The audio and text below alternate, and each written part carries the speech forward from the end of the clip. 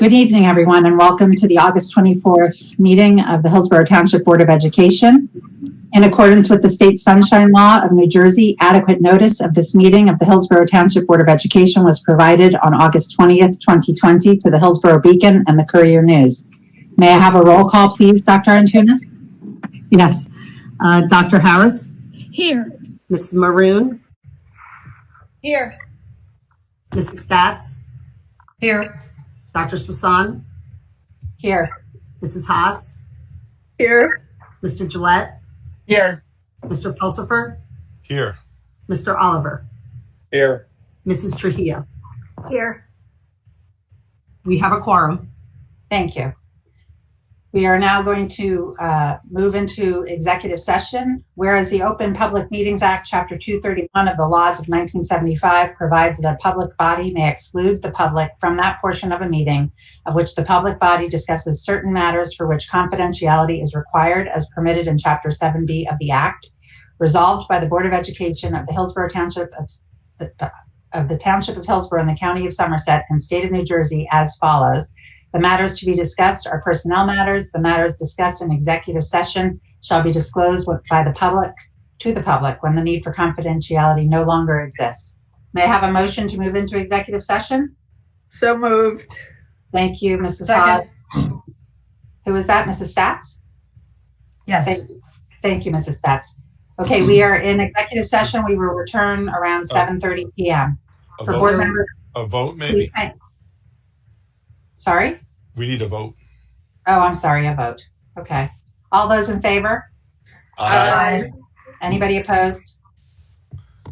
Thank you. We're in executive session. Board members, please hang up from this meeting and go to the other meeting. Thank you.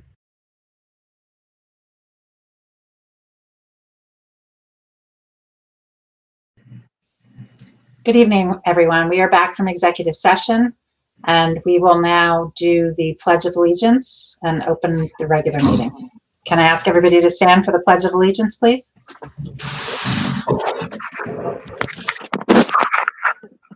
I pledge allegiance to the flag of the United States of America and to the republic for which it stands, one nation, under God, indivisible, with liberty and justice for all.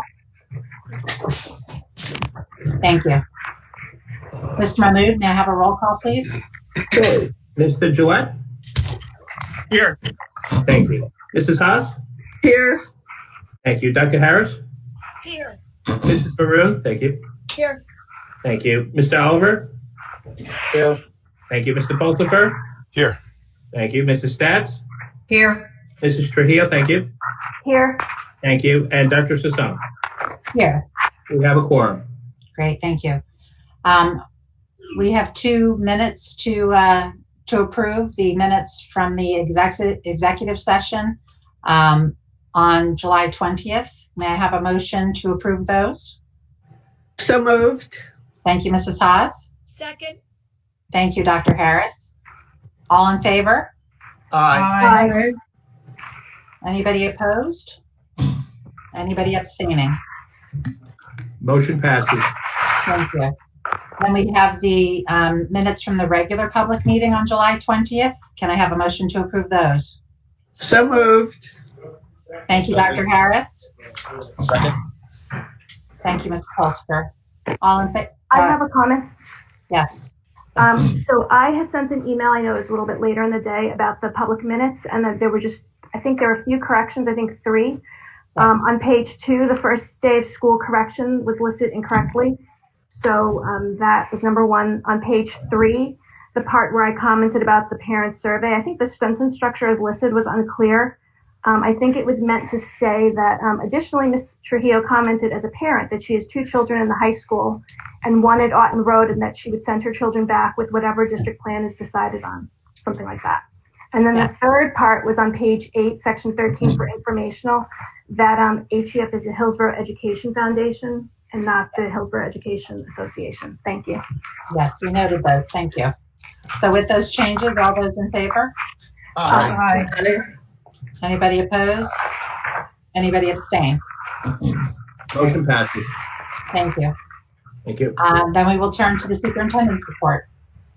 Did you want to talk about correspondence, Dr. Sasan? Oh, yes. Well, correspondence is as listed.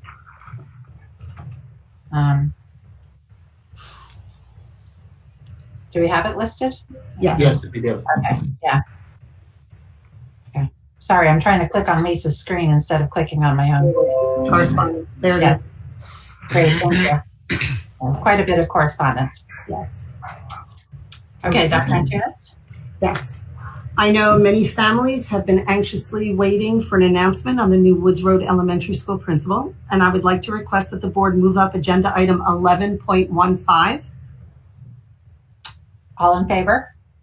Aye. Aye. Great, we'll move that up. Thank you, Dr. Antunes. Okay, so the superintendent recommends. Okay.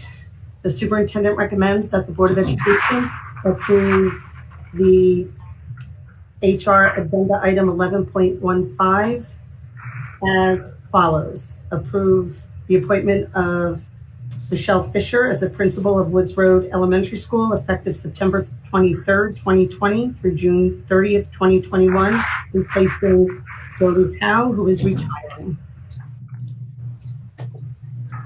Can I have a motion to approve that? So moved. Thank you, Mr. Pelton. Was that Mrs. Maroon? Yeah. A second. We are very happy to have Mrs. Fisher with us this evening via Google Meet.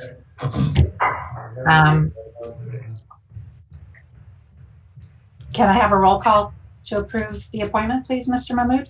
Surely, Dr. Sasan. Mr. Gillette? Yes. Mrs. Haas? Yes. Dr. Harris? Yes. Mrs. Maroon? Yes. Mr. Oliver? Yes. Mr. Pulsifer? Yes. Mrs. Stats? Yes, and welcome. Thank you. Ms. Trujillo? Yes. And Dr. Sasan. Yes. Congratulations, Ms. Fisher. Thank you, everyone, and welcome, Ms. Fisher. We're very happy to have you. So a couple of words about Michelle. Following a lengthy principal search that included the review of 130 applications, 25 first-round interviews, and finally 5 applicants who were interviewed by a committee made up of teachers, an elementary principal, a special education supervisor, the Woods Road School HSA president. It was a unanimous decision of the committee to recommend Mrs. Fisher. Mrs. Fisher brings over 25 years of experience as a teacher and principal. She received her bachelor's degree in elementary ed from the TCNJ and a master's in ed leadership from Montclair State University. So we offer hearty congratulations and welcome to Mrs. Fisher. Thank you. Next on the superintendent's report, I'd like to introduce Dr. Bert Mandelbaum, who is here this evening for a little COVID presentation for us about what parents of the schools and what parents need to know about COVID-19 in schools. And I can bring that presentation up. And Dr. Mandelbaum, if you want me to change the slides, you just let me know. You got it. Thank you.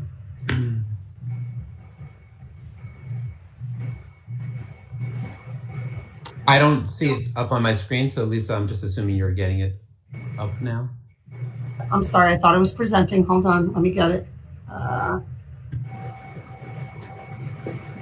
It's showing that it's presenting. Let me stop. Sorry, everyone. We had a technical glitch, but I think we are back now. So we are going to ask Dr. Mandelbaum to restart his presentation. Thank you, Dr. Mandelbaum. It's my pleasure. So we had gotten a little bit through before we realized that this wasn't projecting, so we will do this again. Thank you to Dr. Antunes and the board for inviting me here. I am going to give a talk on what we should know about COVID-19 and how that applies to schools.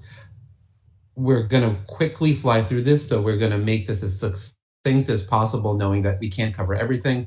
Hopefully we'll cover the salient aspects of it. And this is a talk again, really focusing on the safety of opening schools and how we could do it as safely as possible, and not when to open it or whether to open it.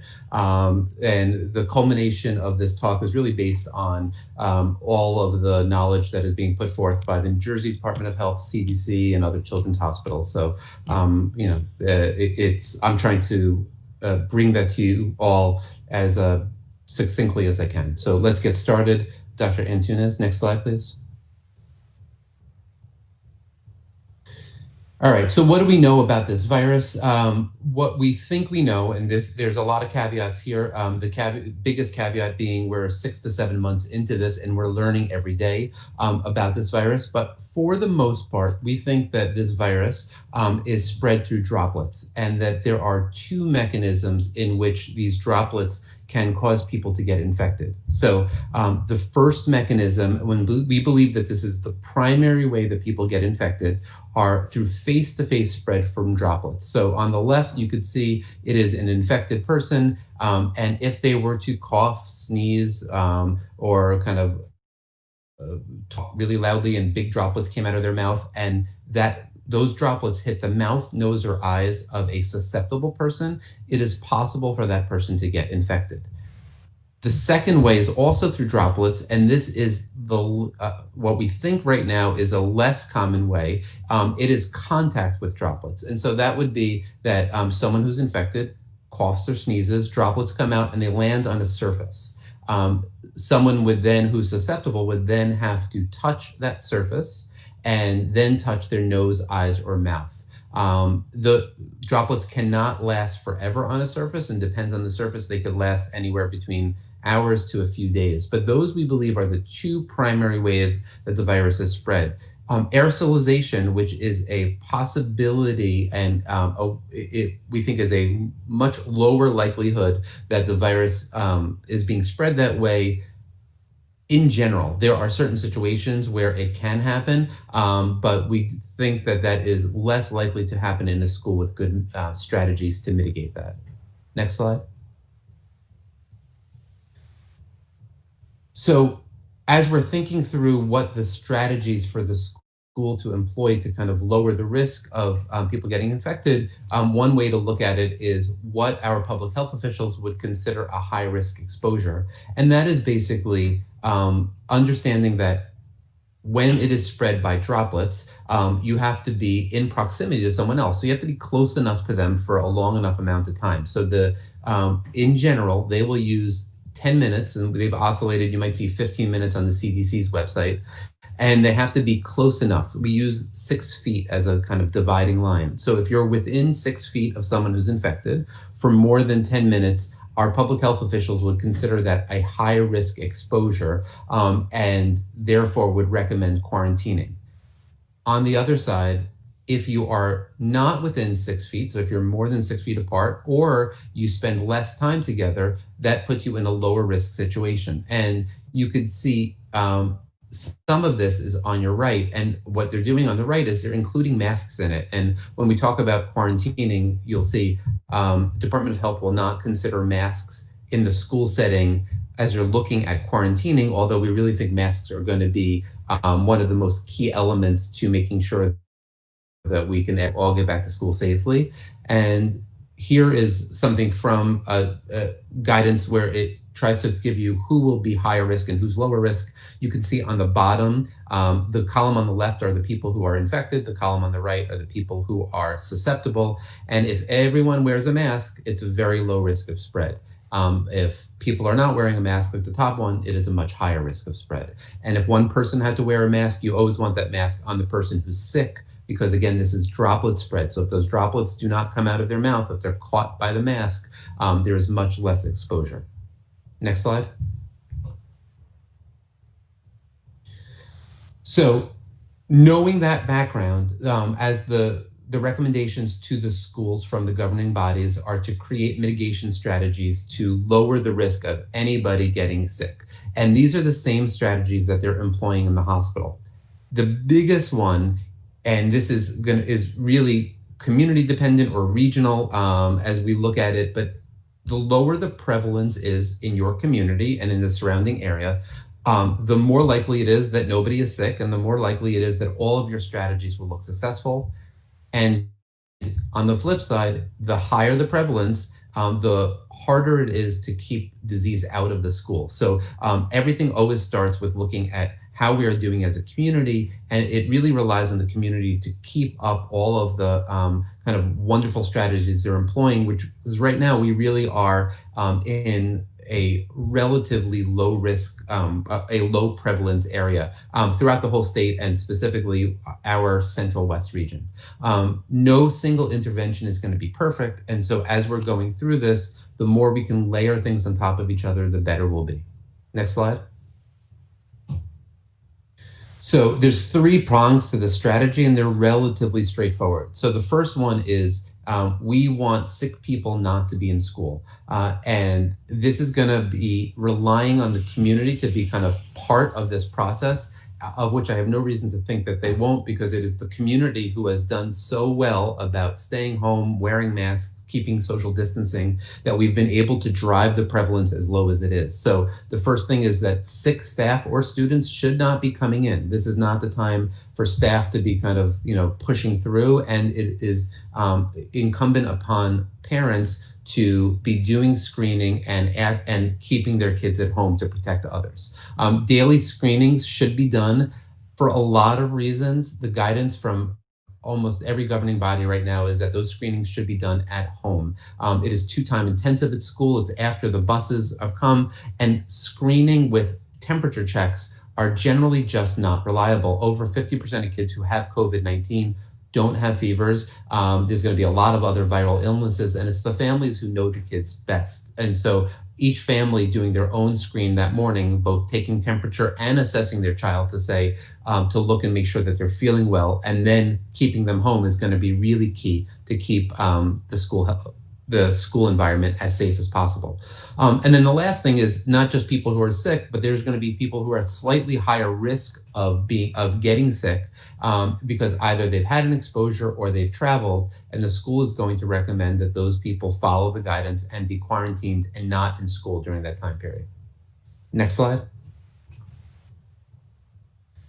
So the second strategy relies on reducing exposure in school from people without symptoms. And one of the important facts that you have to remember about this disease is that it's about 60% of the disease spread, we believe, is when someone is sick. So it's more than half, but there's still 40% of the times that the disease is spread by people who do not yet realize they have symptoms. Usually those are people that we call pre-symptomatic. So they're going to develop symptoms. Sometimes they're just mildly symptomatic and they don't realize it. But in general, they're about 40% of the time, there are people who could be contagious and not yet recognize that. So we then have to have strategies for saying, even if you feel well, how do we protect everyone from each other? And that gets into a multi-pronged strategy, of which it's the same thing that we are doing on the outside. And these are the same strategies that we are employing in the hospital and in our offices. So the first one is mandatory masking. If there's going to be one key strategy, this is probably it. Again, that masking really protects everyone else. So if you have your mask on and those droplets do not come out of your mouth, it is almost impossible to get sick because there's not that face-to-face droplet, and there is not the exposure to droplets through contact. So step one is everyone has to wear a mask, and that our governor has mandated, which is great.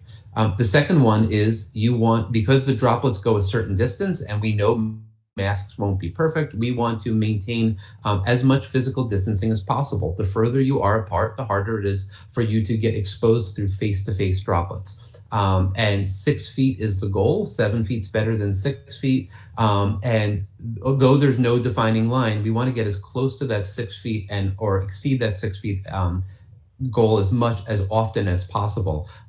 When our public health officials come in, God forbid there is a case in the school, they're going to use that 6 feet as the gold standard to say who needs to be quarantined. Aerosolization, we think, really happens in specific environments, and usually when you are crowded together. These are these super spreader environments. However, it is impacted by ventilation. So the better the ventilation is, especially the better the kind of outside air is, the more outside air there is coming through, the less likely you will see an aerosolization event. And we know that this is not spread through aerosolized droplets similar to measles, where it takes a small amount of virus and they go pretty far. But we do find that there are a few of these events, again, that we've seen that are what we call these super spreader events, where aerosolization could have been a portion of this. So improving ventilation will be key. Environmental cleaning will be key to kind of remove droplets, and that will be especially as common touch areas like desks or doorknobs. We need to have improvement in hand hygiene, so that will protect each individual from exposure through contact. So that is whether that's good soap and water or that's using hand sanitizer that we need to have available. And then going back to these super spreader events, when we hear about them, they're typically when we have large crowds together. And so we want to try to avoid that as much as possible, which also gets into the last step, which is the more you can cohort into smaller stable groups, the easier it is to prevent unnecessary contact with other individuals, which limits spread and makes it easier if our public health officials have to come in.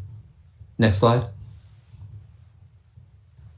And one of the key points, and you could see by this illustration in the mask, is first, the person on the left is the one who's symptomatic, and you could see the graphic on the one below where she has a mask on. There's much fewer viral particles that are coming out as opposed to on the graph above that. And as our understanding has kind of evolved with this virus, one thing that we've recognized, and this is similar to a lot of other viruses, is that the amount of virus you're exposed to some degree helps to predict how sick you're going to be. So even if you were exposed to the virus, but you were exposed to much fewer viral particles, that it is much more likely that you will have an asymptomatic or mild infection versus exposed to a lot of viral particles. Next slide.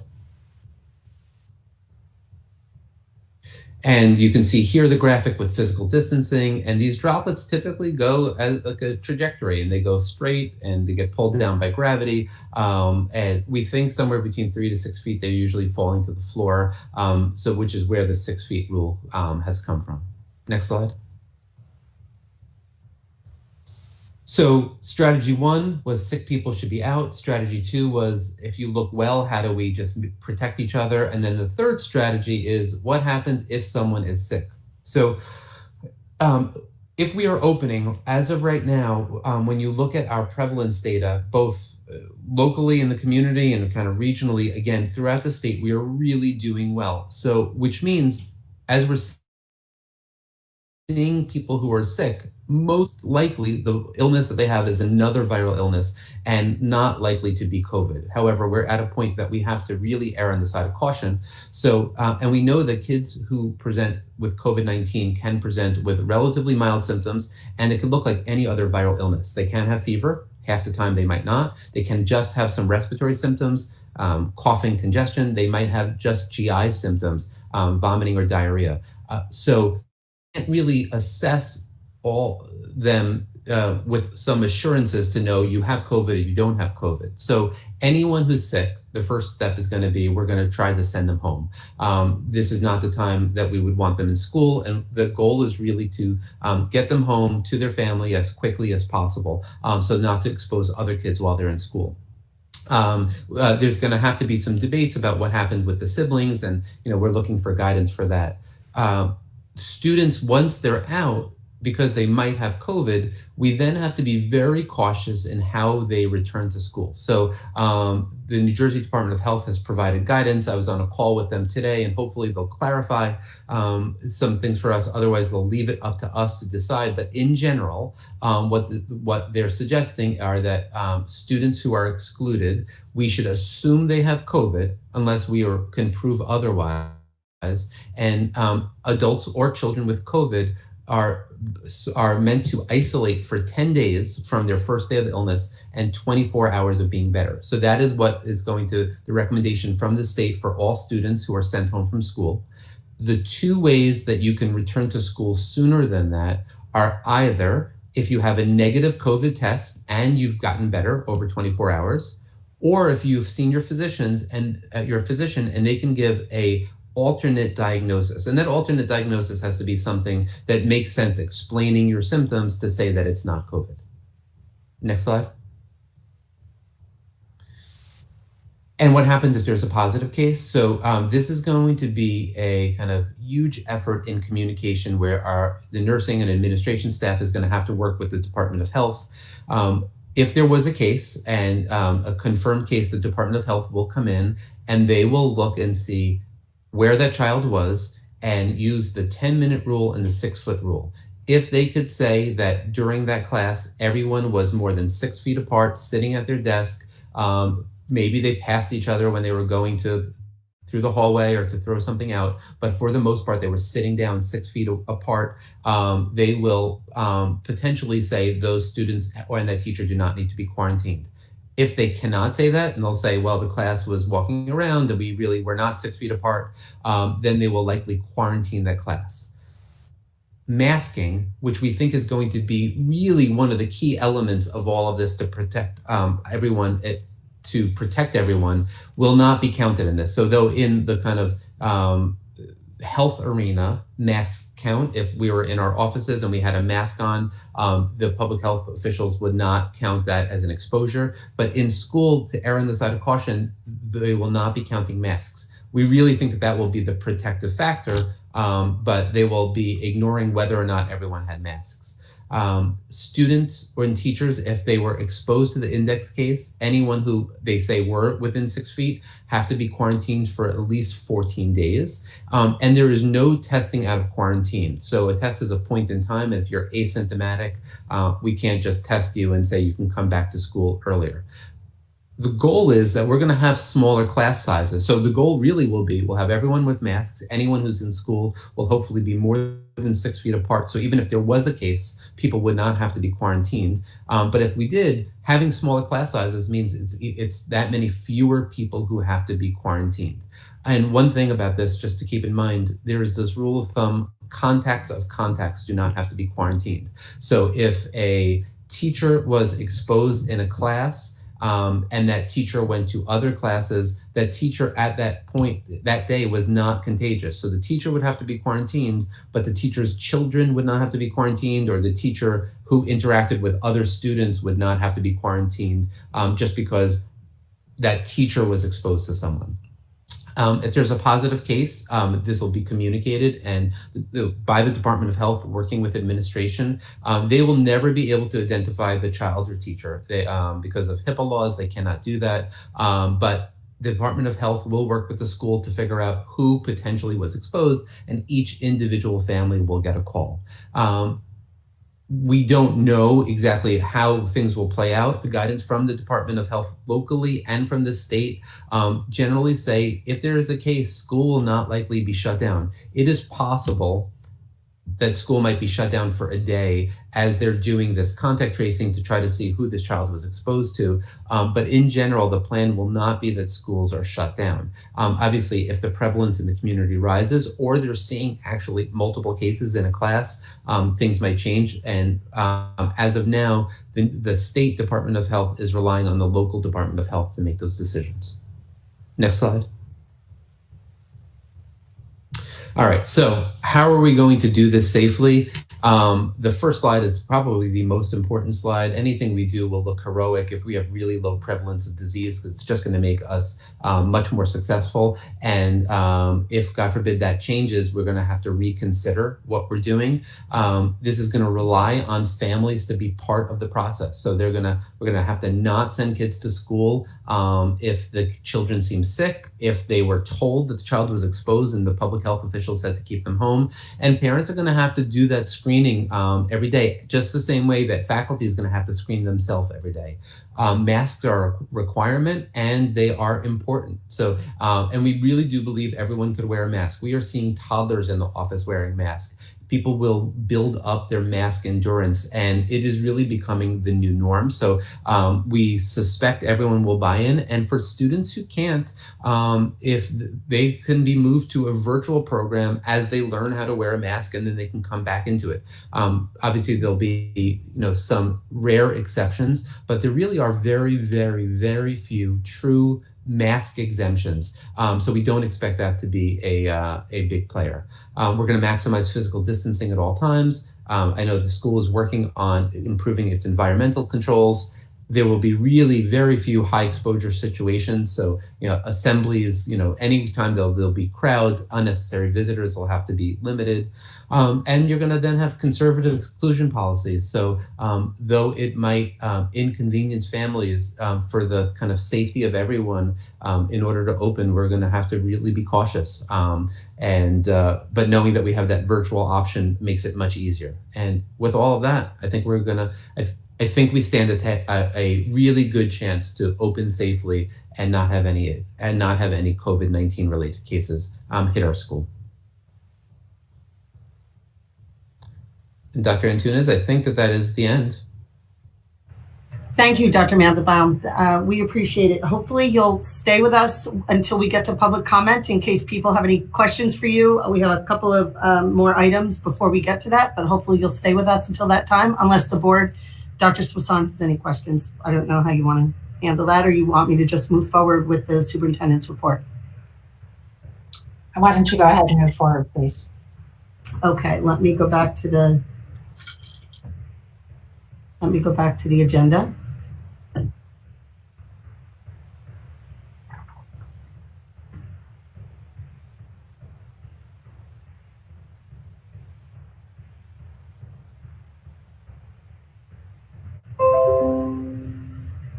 Okay, I will continue with my superintendent's report. So much has happened since our last board meeting, and we understand that there has been some confusion regarding Hillsborough's reopening plan. In fact, we're still awaiting guidance and clarification on many issues. Nevertheless, since Governor Murphy's announcement on August 12th that schools could offer remote-only learning if they could not meet the health and safety guidelines in the Road Back Plan, we seem to be hearing every few days and even hours of another neighboring district in which some of our teachers reside, switching from in-person or hybrid learning to virtual learning. Having met all requirements, we were not intending to delay. However, as we watched other districts moving to remote learning, we selected a 3-week delay to enable our staff to make the necessary arrangements for their school-age children so that on September 29th, we could move forward with our hybrid plan with a more seamless transition. Since our announcement, there has been some misinformation regarding our reason for delaying, and I want to assure everyone that the health and safety requirements, the cause about our health and safety requirements, that the cause of this delay is only child supervision. The buildings are safe and ready. 12-month staff have been in our buildings and are working, trying to get things ready since early July. Additionally, our summer credit advancement classes comprised of approximately 50 students and their teachers also ended successfully. We highlighted health and safety reasons for our delay, and I want to be sure that everyone is clear. The delay is, again, due solely to child supervision, which is a key safety component. If we do not have enough staff, students cannot be properly supervised. This is not just an Hillsborough issue. It's a house of cards. I keep saying, as other districts close, we're seeing more and more districts do this. This is happening across the state. It's no one's fault. It's simply a situation we are all facing. I would also like to share some changes to the upcoming school year calendar. The revisions to the calendar are on tonight's agenda for approval. It's important to note that after reviewing the families choosing the all virtual or hybrid options, there has been a slight adjustment to the alphabetical split between the red and gold cohorts. The red cohort will be for families with last names starting with A through K, and the gold cohort will be split for families with last names starting with L through Z. I know that some of the principals have already gotten this information out. Also important to note is that if you have family members with different last names, they'll be assigned to the cohort of the oldest child so that everybody can stay together. The first day of school has been changed to Friday, September 4th. It will be an all virtual day for all students. The in-service previously scheduled for October 12th has been moved to an in-service day on Thursday, September 3rd, and therefore October 12th will be a full day of school for students and staff. We're going to be sending out a school messenger to the whole community with both the cohort split as well as the calendar tomorrow morning so that everybody is aware of it and has it. It was also very fun and exciting today, and it's my pleasure to welcome 40 new staff members to Hillsborough School District. Today kicked off our new teacher in service that will run through the end of the week. Teachers had some great tidbits to tell about themselves. It was great getting to know them, and we look forward to a board meeting where we can introduce each new staff member. I mentioned the Summer Credit Advancement Program. I'm also excited to share that we did conclude our Summer Credit Advancement Program that was attended by 50 students over 5 classes. Feedback from the students was extremely positive, and we look forward to expanding the program next year. I'd also like to thank the Hillsborough Education Foundation for organizing a book drive that took place earlier in August to help build our teachers' libraries with gently used books. Hillsborough teachers have been invited to shop on Thursday, August 26th from 12 noon to 4 p.m. at the multipurpose room at the municipal building. Mrs. Trujillo, did I say something wrong? August 27th. Thank you, August 27th. Thank you. So thank you to the HEF for that. Big congratulations to middle school teacher Alessandra McFarlane, who received a Presidential Award for Excellence in Mathematics and Science Teaching. This program, administered by the National Science Foundation on behalf of the White House Office of Science and Technology Policy, recognizes outstanding teachers for their contributions to the teaching and learning of science, technology, engineering, mathematics, and computer science. Ms. McFarlane received a certificate signed by President Trump and a $10,000 award from the National Science Foundation, and will travel to Washington, D.C. for an award ceremony at a future date. Thank you, Alessandra, for all that you do for your students. I would also like to give a huge shout out to rising senior Rishikesh Nayar, who is raising money to build a butterfly garden at the Menlo Park Veterans Memorial Home. Over the course of the 2 years that Rishikesh has visited the residents, he became very close to them. Sadly, 70 residents have passed away due to COVID-19, and Rishikesh organized and performed a musical fundraiser titled A Night for Veterans on August 15th as part of his fundraising efforts. I was lucky enough, he shared that with me, and it was quite beautiful. Thank you, Rishikesh. And I'd like to end my report this evening with a reflection on the dedication and love former board member Louis Pasamato had for the Hillsborough community. Mr. Pasamato, or Lou, as we all knew him, passed away on August 16th. He served as a Board of Ed member from 1999 through 2006. And during his tenure on the Board of Ed, he served as president and vice president and volunteered hundreds of additional hours serving on all board committees. Lou volunteered with the Hillsborough Police Department, the Hillsborough Millstone Municipal Alliance, the Hillsborough Education Foundation, Hillsborough Senior Citizen Group Chapter A, and he was also an active member of the Elks Lodge number 1388.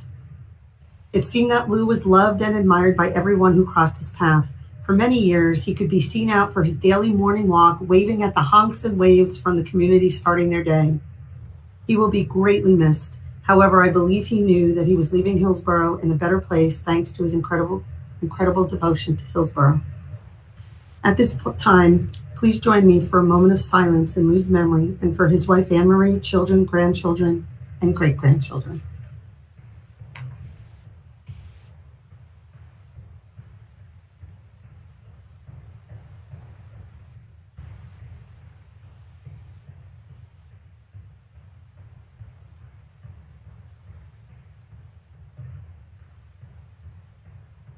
Dr. Swan, that concludes the superintendent's report.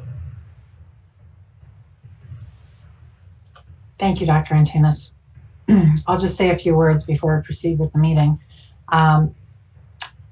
First, congratulations to Ms. McFarlane as being recognized for the wonderful work that she does with our students in the middle school. I also want to thank the District Restart Committee and the school-based pandemic response teams for their work. I specifically want to recognize all of the 10-month employees who volunteered their time on both the DRC, which was in excess of 30 hours over the course of all of the meetings, and the PRTs. I want to recognize the parents and board members who volunteered their time as well. This was not easy work. Importantly, Hillsborough's road back plan was drafted by the DRC, which is a 54-member committee that was made up of district and school level administrators, school board members, HEA representatives, nurses, school counselors, the Sodexo Food Services, the Hillsborough Department of Health, and other community partners. The DRC is tasked with coordinating the overall plan, which was submitted in late July, which of course was after our last Board of Ed meeting. While discussion of required policies around implementation of their plan are part of tonight's agenda, it's really important to note that the Board of Education approval is not required for the district's roadback plan. The board has received letters from parents, and I already see some comments coming in this evening that I will read into the record. I can say that this is a huge undertaking and a very stressful one as well. I believe there's broad recognition that no plan will suit everyone, as we are a community with a broad array of needs and opinions. I know that the administration and the Board of Ed are committed to a safe return for our staff and students. In that light, the DRC sought the advice of the Township Department of Health and our school physician. I'm really grateful that Dr. Bert Mandelbaum is with us tonight as well. I want to point out that this is the third time that Dr. Mandelbaum has availed himself to us, and Ms. Spano from the Township Department of Health has been with us several times as well. She was unable to make it this evening. They both met previously with the administrators and with all the staff who wanted to participate and watch Dr. Mandelbaum's full presentation, which is available on our website. And I encourage the community to view the whole presentation. It is actually quite illuminating. I'm sure the rest of the board will join me in their appreciation for their time and the time of all of the staff who worked toward formulation of this plan that, as Dr. Antuna stated, meets all required health and safety guidelines for our hybrid plan to start on Tuesday, September 29th. That being said, I want to implore everyone in the community to take personal responsibility to help stop the spread of this virus. For parents, if your children don't feel well or they're even just a bit off, even if they don't have a fever, please keep them home. As Dr. Mandelbaum said, many children, especially the younger ones, don't present with a fever. They will be able to join their classmates virtually, so they won't miss work. There will also be a screening tool in Genesis that I'm sure parents will be informed of soon that you will have to fill out daily prior to sending your children to school. For staff, if you do not feel well, please stay home. For my participation on the DRC, I know that the administration is working on guidance documents for all staff and students. I believe there will be a zero tolerance policy with respect to following guidelines for masks and other health guidelines. So with that being said, we can move on to public comment, committee reports, I guess. And then we'll take public comment. But before, just so that the public is aware, I'll read the public comment statement so that they can start entering if they're waiting to do so. We very much welcome input from the public. During virtual board meetings, there will be one time during board meetings that the public is invited to submit questions or comments. Members of the public may comment about any item that is listed on tonight's agenda before the board votes, or may choose to discuss any topic. Before you submit your question or comment, you will be asked to provide your name and address. Please understand that our virtual public forums are not structured as question and answer sessions, but rather are offered as opportunities to share your thoughts with the board. In instances where the board believes that there is a misunderstanding or inaccuracy, the board president or superintendent may address your comment. There may be times when a member of the public makes a comment or asks a question about personnel or hiring decisions. New Jersey statutes do not permit the board to discuss personnel issues in public session. So we will, the link is on our website. If you choose to make a public comment, please do so by entering it into the Google form there. And with that, I will turn to committee reports. Can I ask Mrs. Haas to go first with education? I always do. And since the Education Committee is the best committee ever, I'm happy to do so. We had another meeting on August 11th, and I appreciate the members of my committee very much because we really have great discussions every time. Some of the things that we accomplished at this meeting were revised curricula for, what was it, about 30 different grades in mathematics and social studies and world languages. And there were some new formats in the curriculum, which was very helpful. Some of it was just tweaks, no change in comments, and all of them were passed. We approved 3 new books. One was a mathematics textbook, and 2 were books for high school English classes. One is called 12 Days in May, and that is about the Freedom Riders of 1961. And another book by John, by let me show it to you, by John Lewis, and it's a book called March, and it's about events leading up to the march on Washington, and it's actually a graphic novel, and it's very, very well written. We also talked about changing course titles, mostly in the graphic arts area. These were recommended by the supervisor of that area, and it's more logical, and we're happy to make that change. We discussed the calendar adjustments that were presented by Dr. Antunes before.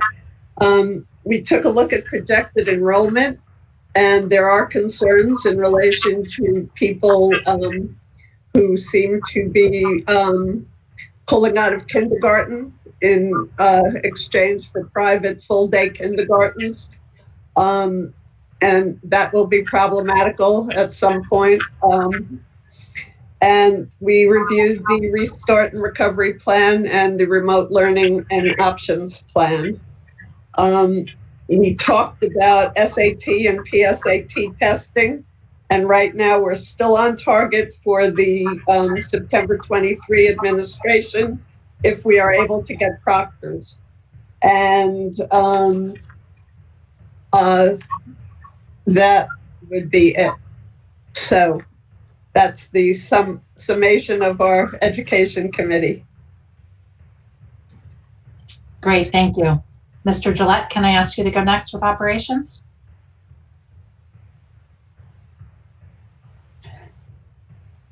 You're muted, Greg, if you...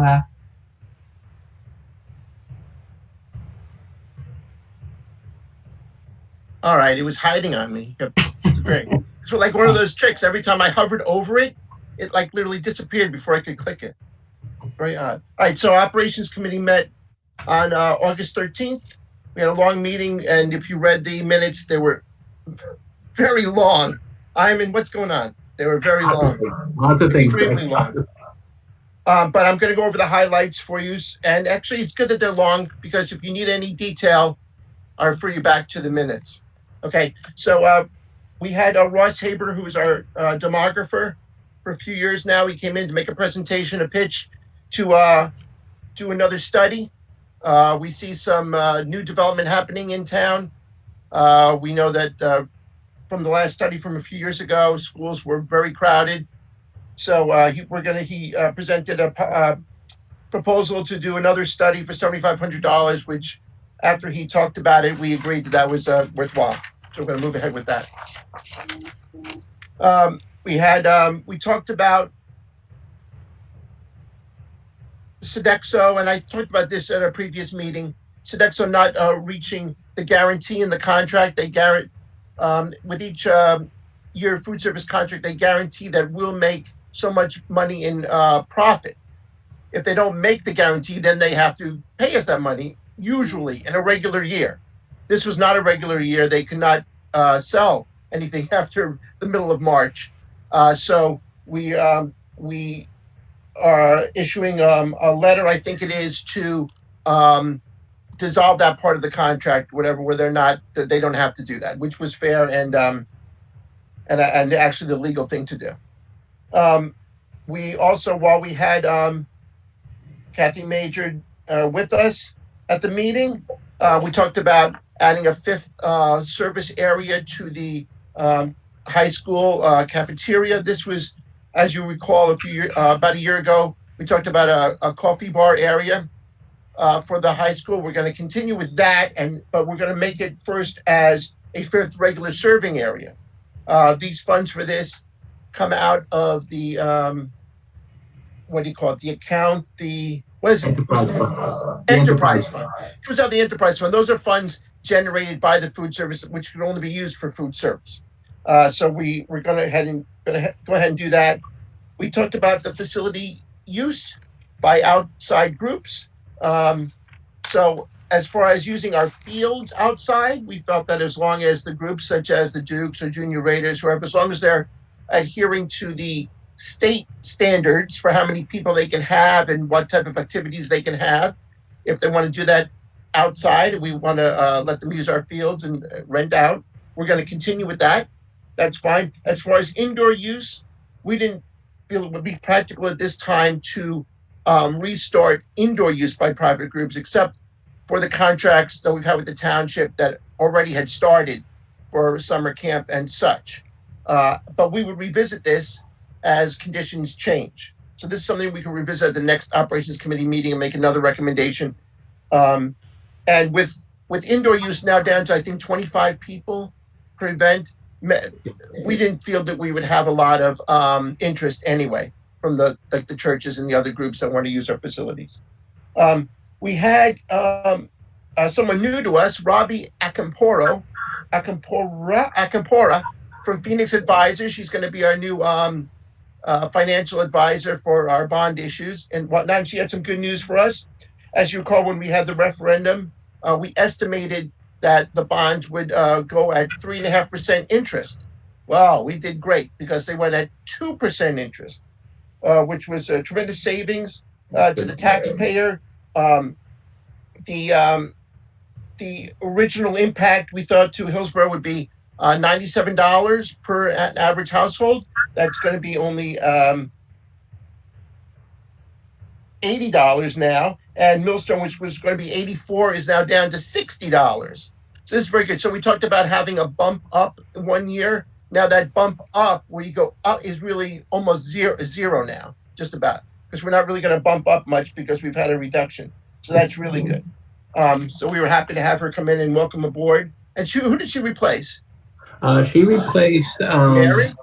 Mary Lyons. Mary Lyons, okay. Right. So Mary Lyons, wish you a good retirement, Mary. We also talked about the two policies that are required to be passed for the as part of the restart, the two state mandated policies. We had a long discussion on those. And then we had Mr. Wozni come. I'm sorry this is so long, but it was a long meeting with a lot of notes. Mr. Wozni came in and gave us an update on the referendum projects. Everything is going according to plan on the referendum projects. A little bump in the road on the HES playground, which was requiring some access for disabled or just what do they call that? Access? Just access, I guess. Yeah, it was Yeah. ADA So compliant. access, which is going to require us to put some paving in for access for that. So that's we're going to go ahead and do that. I think, was there anything else? All of the other projects are according to plan. We did ask him if, when we're talking about ventilation projects, he talked about brand new HVAC projects and some that are just retrofits. So we asked if we can do some of the retrofit stuff, move it up in the cycle, and he's going to look into that. If we can move it up to get better HVAC, ventilation, filtration through the school. And we talked about, and he said he was going to look into it. We didn't, no promises. And then finally, our maintenance custodial guys were there to talk about the hand sanitizer requirements. And we're buying a lot of hand sanitizer people. We're buying right off the bat, we're going to spend $25,000 on hand sanitizer. He expects that later on, the cost for that same amount will go up, as every school now in the country is going to be looking to buy hand sanitizer. So, but we're going to do it. We're going to do a good job on it. And that's the whole report. Thank you. Done. Thank you, Mr. Gillette. Mr. Pulsifer, would you like to give the HR committee meeting minutes, please? Thank you, Dr. Swasan. With your indulgence, I'd like to say a few things about someone who's done a lot for this town and this district. In 2002, when I was first elected to the Board of Education, Lou Pasamato was president. He was president for the first 2 years on the board, and he taught me a lot about what it meant to be a board member. I then served 2 years as president, and Lou was always available for me to guide me and help me make sure I was doing a good job as president, following his footsteps. Dr. Antunes went through a pretty long list of the volunteer efforts from Lou, and that's just the tip of the iceberg. Lou has volunteered with just about every organization this township has and in the county, and he's been an amazing in giving back to the town and to the community. I would suggest that if Wikipedia were to have a page about public service, it should start with a picture of Lou Pasamato. On August 12th, the Human Resources Committee met. We also discussed the 2 policies required for restarting schools. In addition, we discussed a policy regarding the Federal Families First Coronavirus Response Act. This is another required policy. It discusses the various forms of leave that are available to our employees and our staff, depending on their situations and how it applies to COVID-19. We did have a rather long discussion about that with Mr. Lapira to make sure that we, hopefully to help us get the point of understanding the ramifications of these leave acts and how they would interleave with the existing laws regarding, for example, FMLA and other leave acts that come into play. So I think it's fair to say that it's a very complicated set of rules for these various leaves, and we will rely on Mr. Lapira for his guidance as we go through this and work through these issues as we get the school system started up again. We also had a discussion about compensation and contracts for unaffiliated staff. We had a discussion about coaching contracts as we continue to see whether sports will occur in the fall and managing the contracts around that. We had a discussion about personnel vacancies in the district. As of the time of the meeting, we were still had vacancies for 4 nurses, 3 science positions, and 2 special ed positions. Interviews are scheduled for most of those positions. We're still working through that. And we also discussed elementary projected enrollment. As always, as we approach this time of the year, we have to make decisions based on our class size guidance and our policies as to what sections may need to be split or condensed depending on enrollment to set the number of teachers we need across the various grade levels. On August 20th, which is last Friday, we had a special meeting of the HR committee to discuss the appointment of the Woods Road principal, action we took earlier tonight's meeting, and also to discuss the appointment of the assistant superintendent, which is incomplete at this time, but we had an update on that. And that is a report from the HR committee. Thank you. Thank you, Mr. Pulsifer. Okay, so we do have a lot of public comments. In order to best use Dr. Mandelbaum's time, who I think is still here. Are you here, Dr. Mandelbaum? Yes, you are. Okay, great. Thank you. I'm going to try to ask you some questions from the public, and then we can release you and we'll go on with the rest of our public comment. So from Barbara Hoare, we have a question. We are entering allergy season. How will school personnel or parents tell the difference between normal allergy symptoms and possible COVID symptoms? Will children with established allergies have to see a doctor to obtain a note? So I know you don't set our policy, but I would like to ask you, Dr. Mandelbaum, your opinion on this specific issue about what to do about children with regular seasonal allergies. So I will do my best to answer to the any question you ask me to the best of my ability. I think that is a common question being asked. and it's going to rely on the nursing assessment. So we know that there's going to be students with multiple chronic conditions. Allergy is one type of chronic condition, and whatever their baseline symptoms are, if they are staying there, that is likely to be fine. It is when there is a worsening of their baseline symptoms where it will be difficult to assess, is that something new on top of it, that they would likely be then asked to go home, see a physician, and have that physician conclude that there's no other exposures, they otherwise look fine, and it's just an exacerbation of their allergies. So not every child with a runny nose on day one would have to be excluded from school. Great, thank you. Then we have a couple of different questions regarding masks. There's quite a number of other ones that I won't go into, but I'll read them afterwards. But a lot of the staff are wondering what type of mask they should be wearing. And I believe in your presentation, which now I have heard 3 times, but I'm trying to remember what you said tonight versus the 2 previous ones, which were longer. I recall you saying that a cloth mask for most staff dealing with students in a regular classroom situation would be sufficient. Is that correct? Correct. Okay. And with respect to, there would be some staff who you would recommend other masking, other types of mask for. Can you just reiterate that quickly? Yeah, so I think we're going to have to look to the guidelines for this. So the recommendations are that when we talk about face coverings, that it is for cloth face coverings.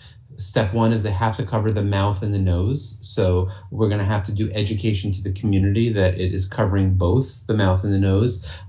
Any face covering that that wraps around, it will be acceptable as a kind of cloth face covering, but whether for a student or a teacher.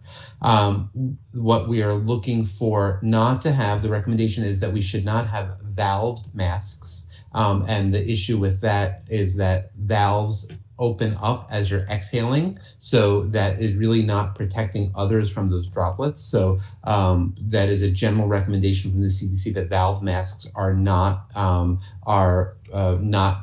considered acceptable. Outside of that, there's really not much other guidance.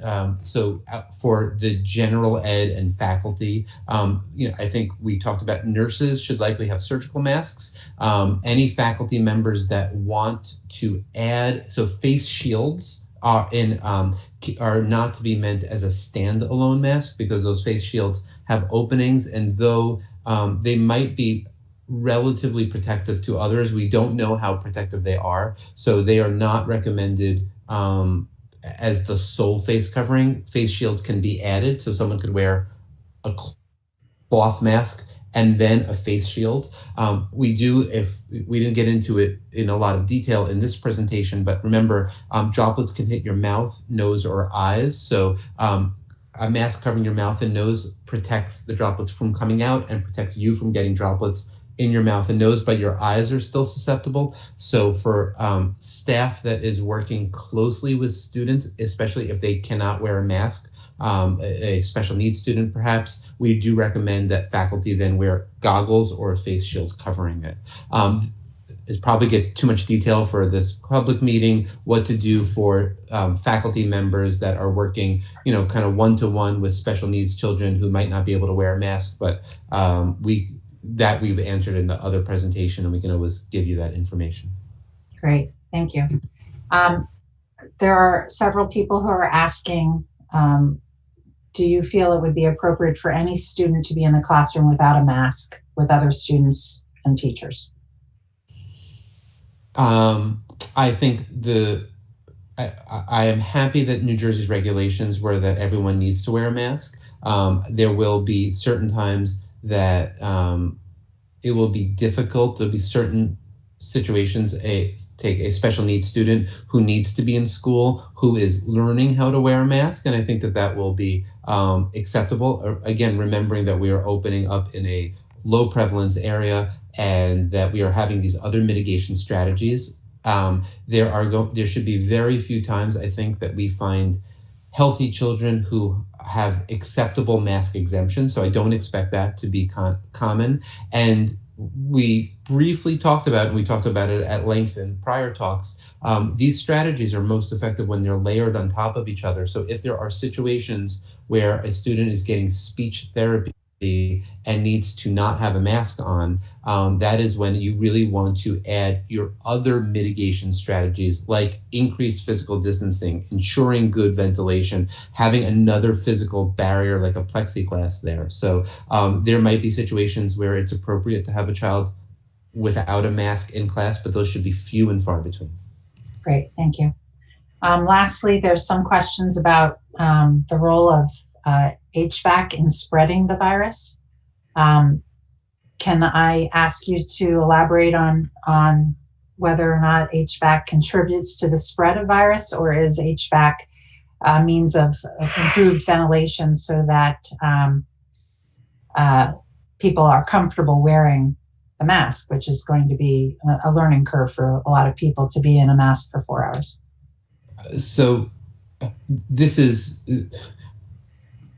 when I'm comfortable with expertise, I'll give you those answers. This is one in terms of ventilation where I think that is not my expertise, and there's a lot of information from the CDC. So the CDC released information within the last 5 days, a more detailed information about ventilation. So here's what we do know. The more fresh air ventilation, the better. We know that HVAC systems can help if they have good filters. We want the air to be moving around. We don't want stagnant air, and we don't want the same air recirculating. So there are guidelines that the CDC is putting out that I would rely on the administration and facilities manager to kind of make sure you try to meet and exceed it. Great, thank you. I think that is mostly the answers that, we would ask for your expertise. There's a lot of other questions that are coming in about the district's response to some of these things, and we will try to address those if we haven't already done so as we go through them.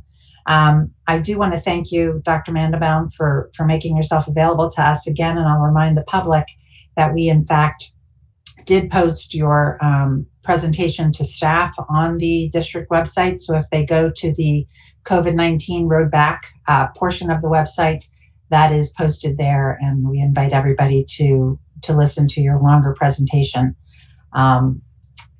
With that, you're free to go about with the rest of your evening. I appreciate your time. You got it. And I thank you for giving me the opportunity, and good luck, and keep up all the good hard work. Great, thank you. Okay, so I will go through the public comment that I had not asked Dr. Mandelbaum about. From Kim Lahart, we have a question. There are several questions regarding this that I will refer back to this question. If Board of Ed meetings aren't being live streamed from ARIS, then why are teachers being expected to teach from inside the classrooms? If buildings aren't safe for the Board of Ed, then the buildings aren't safe for teachers. I do want to clarify this, that the Board of Ed is discussing tonight going back into in-person session in September.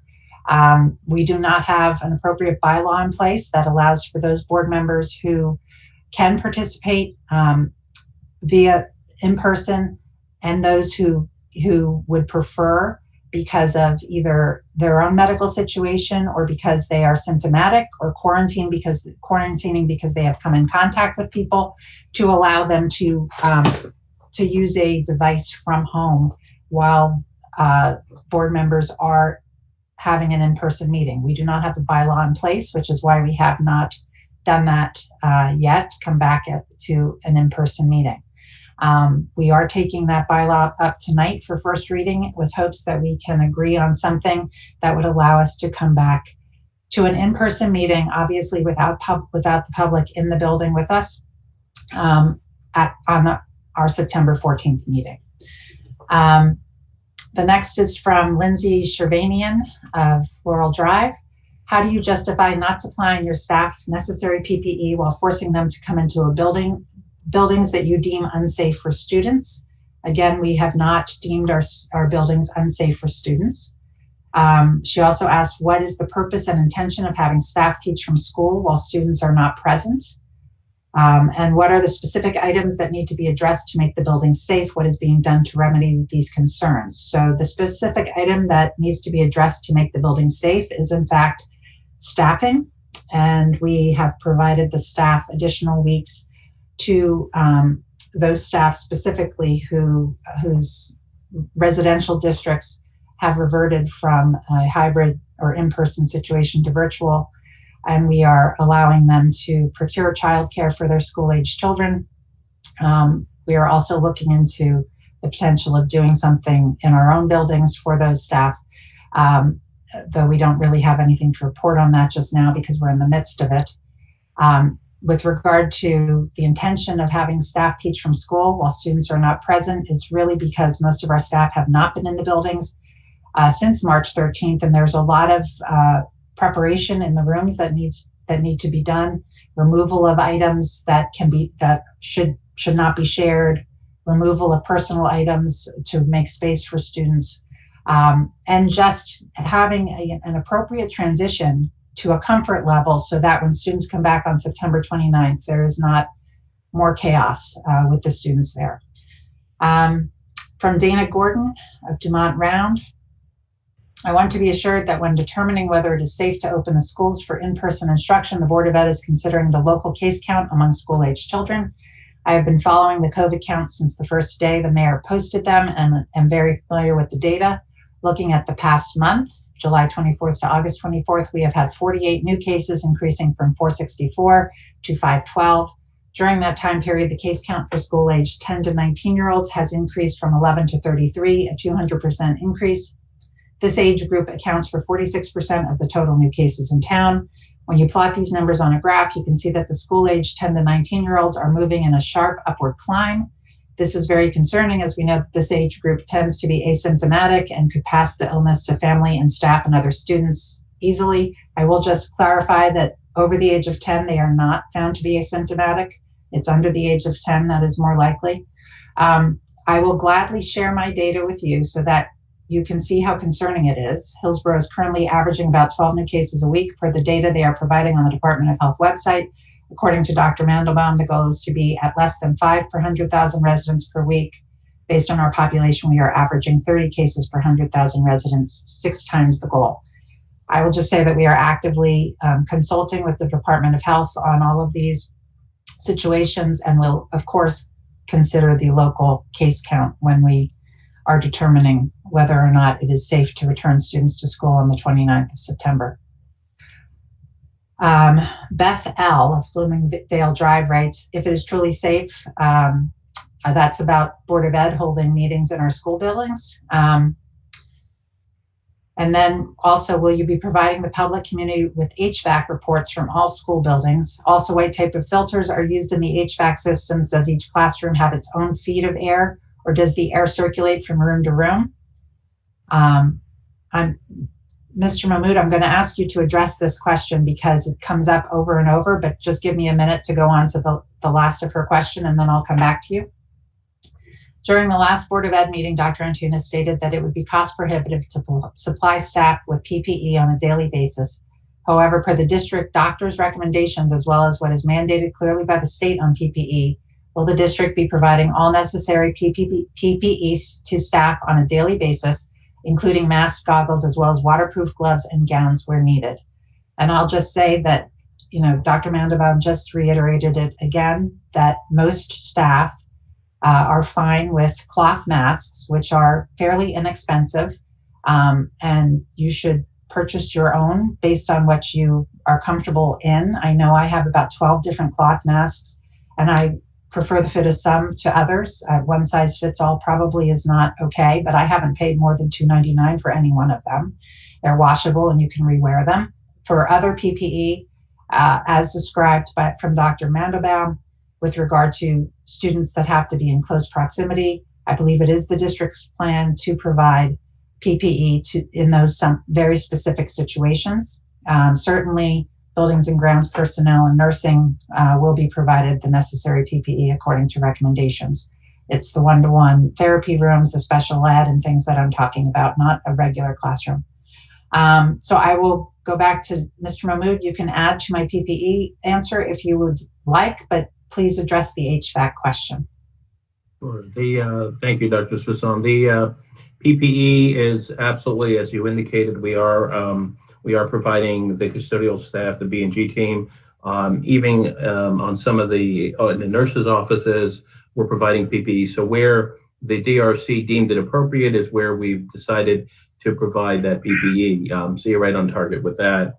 As far as HVAC is concerned, we are still working with our environmental consultant as we talk to the DRC regarding the different systems that we have and the different filtration systems that our HVAC systems can take. So it's, while we talked about different MERV filters and different types of filters, not all of our HVAC systems can accommodate certain filters.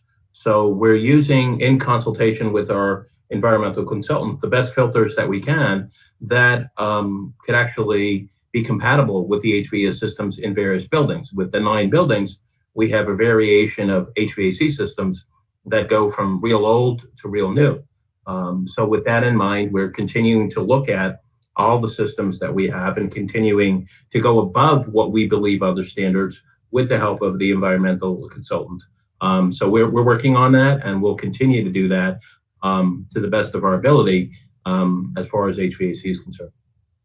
Just one last question there for you, Mr. Mahmood, is regarding the feet of air. Does each classroom have its own feet of air, or does air circulate from room to room? So each classroom does not have its own feet of air. Depending on the space, like in the middle school, we've tested the air in certain spots, and the feet of air could be from a central HVAC system that's feeding multi-classrooms. And we have done some air samplings at, for example, the middle school, where we've seen that a larger rooftop unit can feed the air into classrooms in a healthy environment. But we're still looking at each of the individual schools. As you know, this is all new to us, and we're trying to kind of, and we've been doing this for a while. It's not like we haven't. We've been looking at this for a while, but we're trying to get our hands around really how can we accommodate each of the buildings and each of the systems with the filtration. Great. And with regard to the reporting, I know there was a Google form that we had to fill out to assert all of this, which was not extractable, but now it's actually changing into something that we would be able to share more readily. So I do want to alert the community to that. We were trying to actually provide the information that was requested, but there was no way to retrieve it from the Google, from the system that Dr. Antunes had to fill out. Okay, then the next is David Gordon of Dumont Round. Good evening, Dr. Antunes, Dr. Swisson, and the members of the Board of Ed. These past few months have been very challenging times for everyone involved in education. There have been many difficult decisions to be made, and any decisions is sure to be met with criticism from some members of the community. And while any decision regarding our schools is important, in this case, it would not be hyperbole to say that the decisions could be a matter of life and death. With so much at stake, then, I am surprised and disappointed that the district has not taken a more collaborative approach to decision-making. I work in a nearby district that places a high value on collaboration between staff, administration, and the Board of Ed. Collaborative teams at both the school and district level have been meeting all summer to make and adjust plans. When the state announced that all virtual was an option, our district leadership team called an emergency meeting to discuss. At the conclusion of the meeting, all of us, teachers, principals, union leadership, central office administration, and members of the Board of Ed, unanimously agreed that it would be the best to remain virtual till October. When the letter went out to the community stating our plan, it was sent on behalf of the whole committee. It pains me to contrast this process with what I have observed in Hillsborough. I know that there is a district restart committee as required by the state, but it is clear that the decisions that have been made have not been agreed upon by all constituents. Each time the community receives a letter, the reaction from the HEA makes it clear that the message was not agreed upon by all parties. A disturbing realization, since at a time like this, the Board of Ed should be working as collaboratively as possible. The email that was sent out on Friday by Dr. Antunes has made it very clear that she was speaking unilaterally rather than seeking input. Rather than saying our district needs time to ensure that our classrooms are staffed adequately given the current situation, it stated that the delay for in-person instruction was the fault of teachers who needed time to find childcare, essentially making working mothers the reasons why schools could not open. Before long, we were seeing comments on Facebook. I won't read them for they are. I also saw some comments on Facebook that leaves one question. People in our community, but if any teacher has been consulted before sending this letter, what was sent, I'm sure that the poor wording would have been noticed and the discord in the community could have been avoided. I'm also puzzled as to why an email that seemed to have direct instructions for staff members was sent in a message to the entire community, including students. This seems particularly insensitive when, from what I hear from staff members, many have received very little direction from their supervisors or administrators regarding plans for the fall. At a time of crisis such as we are in, it is more important than ever for the Board of Ed and district administration to work together with the HEA. While, as Dr. Antunes correctly observed in her letter, there will be members of the community who are critical of whatever plan is put forward, the district will be much stronger if it recognizes that its greatest resource is its staff and ensures that they are involved in the process at every step. I believe both Dr. Antunes and myself have said that the DRC and the PRTs do include staff. The Board of Ed is actually not all included on the DRC, and no Board of Ed members are included on the pandemic response teams, which are school-based. But I'll leave it there. Linda Rudio. Excuse me, Dr. Swasan, sorry, Yes. Point of order. Is it possible when you read the public comment to only read the public comment, and then if you have a response to do that after, or to make it more clear? Because sometimes it's hard to know what was the letter writer's comment and what is your response. I will try to do that. Thank you, thank you. But let me be clear, if there is misinformation included, I will actually note this is me saying it. I don't want to read misinformation and let it go. But in that case, there was no misinformation. I was just stating that I didn't want to read 2 paragraphs of comments from Facebook. Wait, so that was actually your comments about what was in there? Yes. It wasn't, okay. So that was confusing, so thank you. Yeah. Linda Rudio, Matrix Court, writes, what is the policy regarding staff or students who receive an exemption from wearing a face covering or mask? Will the staff student be permitted to enter the building? Would they be required to attend school virtually? I think we heard from Dr. Mandelbaum that there may be some particular incidences where, I should say I'm responding now. There may be some particular incidences where students can't wear a mask. But, I think in the DRC, we talked about staff reaching out, making sure that there was an ability to train the student to do so, and, maybe tell a parent that if a student really couldn't wear a mask, that maybe a virtual environment would be better for all involved. But I think the guidance on that is still forthcoming. I haven't seen anything anyway. What PPE will be provided to teachers? I think we addressed that. This is from Janet Weber of Hillsborough. What accommodation is made to address the needs of teachers who are at high risk for COVID-19, underlying health conditions, advanced age? So with response to that last bit, I know that we are receiving doctor's notes and are reviewing them. It is, I believe, our intention that if there are underlying health conditions, as outlined by the CDC, that are actually active health conditions, that we would make accommodations for staff. We can address those more or have Mr. Callahan address them if there are more questions there. From Jamie Cameron of Bloomingdale Drive, students currently have to sign an AUP in order to use the technology provided by the district. Are parents going to be expected to sign a waiver consenting to the fact that a teacher deserves reasonable expectation of privacy and their lessons that are virtual should not be recorded, posted, distributed, etc. in any way? I think that's something to consider. Lisa Schatz of Terhune Lane said, other than a governor's 100% virtual mandate, can you assure us that hybrid students will be able to return to school in person on September 29th? It is our intention at this time that we would start on September 29th. I can't envision any reason for not doing so. Our staffing should be in order by then, and every other piece of the plan is currently in place. And in fact, I think we heard today from the executive county superintendent that our plan has been determined to be complete. From Michelle Graham of Dross Lane, can we get an update by school on the repairs that were approved last year to be completed this summer? Are there any repairs that could not be complete in time for school reopening? Are we over or under budget? I will ask Mr. Mahmood to give a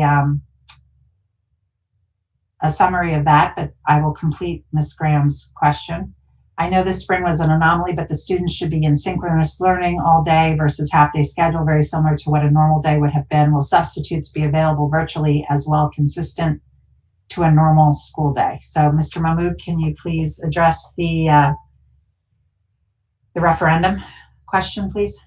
Sure. Yeah, we are definitely on time, as Mr. Gillette mentioned, with his report out earlier from Mr. Wozni. So our summer projects are within budget and they are on time. We do not anticipate any projects being delayed at the moment. So we did parse these out into two summers. So roofing, paving, and everything. Those types of projects were to be done this year, and then electronic type things, HVAC. Digital controls. Yes, exactly, or next summer, just to be clear there. Okay. Vestibules too. Vestibules as well. Yes, thank you, Mr. Right. That's a big money one, so that's why I want to mention. Yeah.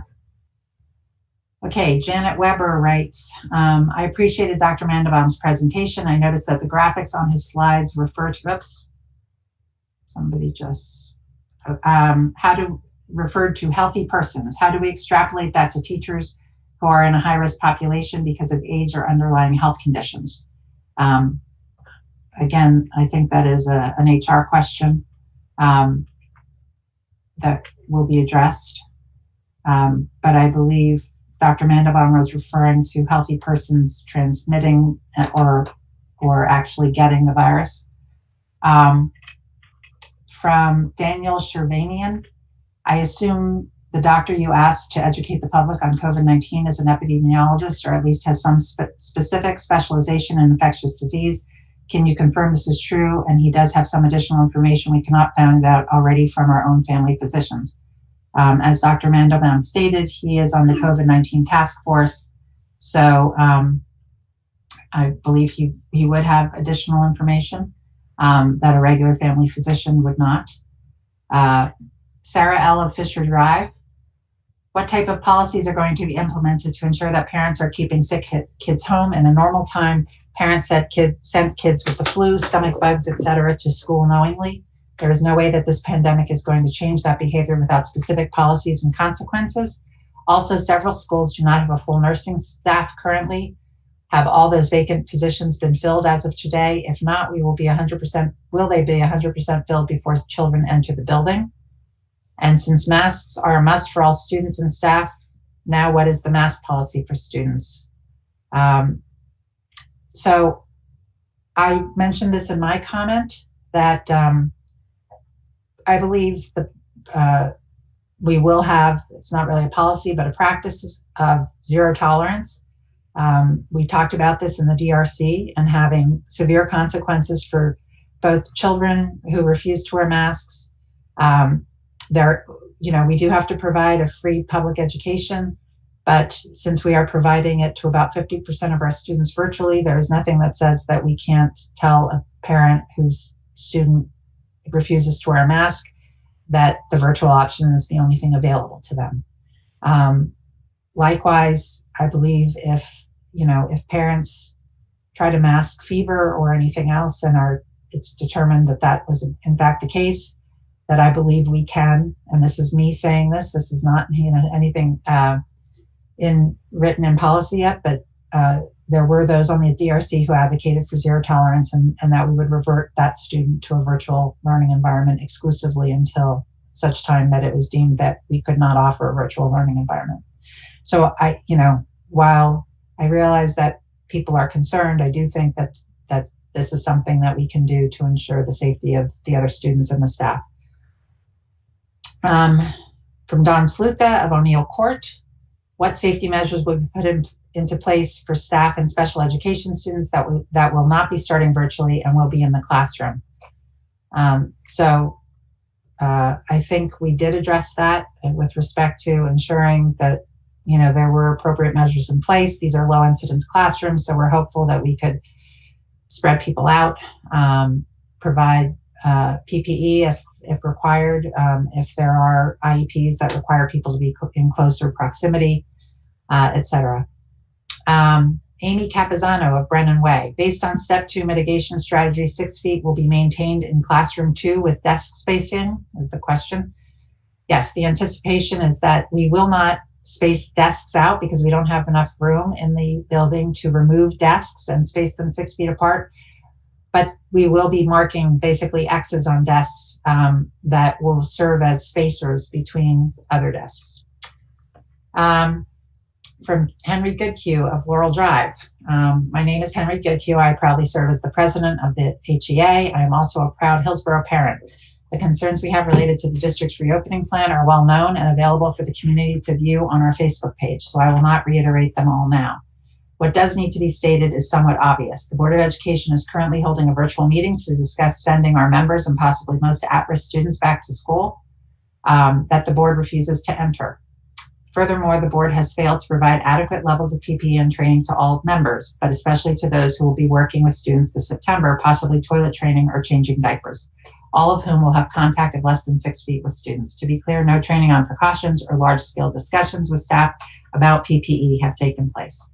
I realize that the board will emphatically state that our buildings are safe and every employee should feel comfortable re-entering on September 1st. Yet again, the board refuses to meet in the very building that they will send employees back to in a matter of days. I also realize that the board will claim that they are providing adequate PPE to staff, yet in multiple correspondences to community members, the board president has repeatedly stated that most employees should provide their own PPE because it should only cost $1 to $2 per mask. Does the entire board share this perspective? Do they place the value of staff safety so low that even the expense of $1 seems too high? To further add to the horrifying irony of the board's staff, countless high-risk employees are being denied for reasonable accommodations, and the district failed to account for these requests. Yet tonight's agenda includes a bylaws revision where the board will seek to amend their goals and allow board members to continue to participate in meetings electronically, even though they have allowed countless employees to be denied similar accommodations. How can the community have faith in the board's assertion that our buildings are safe when the board refuses to meet in them and seeks to amend their rules to ensure they will not have to? This hypocrisy cannot be ignored and should give all stakeholders significant pause. My response to that is that I said that we were looking to hold in-person meetings starting in September while making the same accommodations available to board members who cannot meet because they are either quarantining, symptomatic, or have underlying health conditions that should prevent them from taking those risks.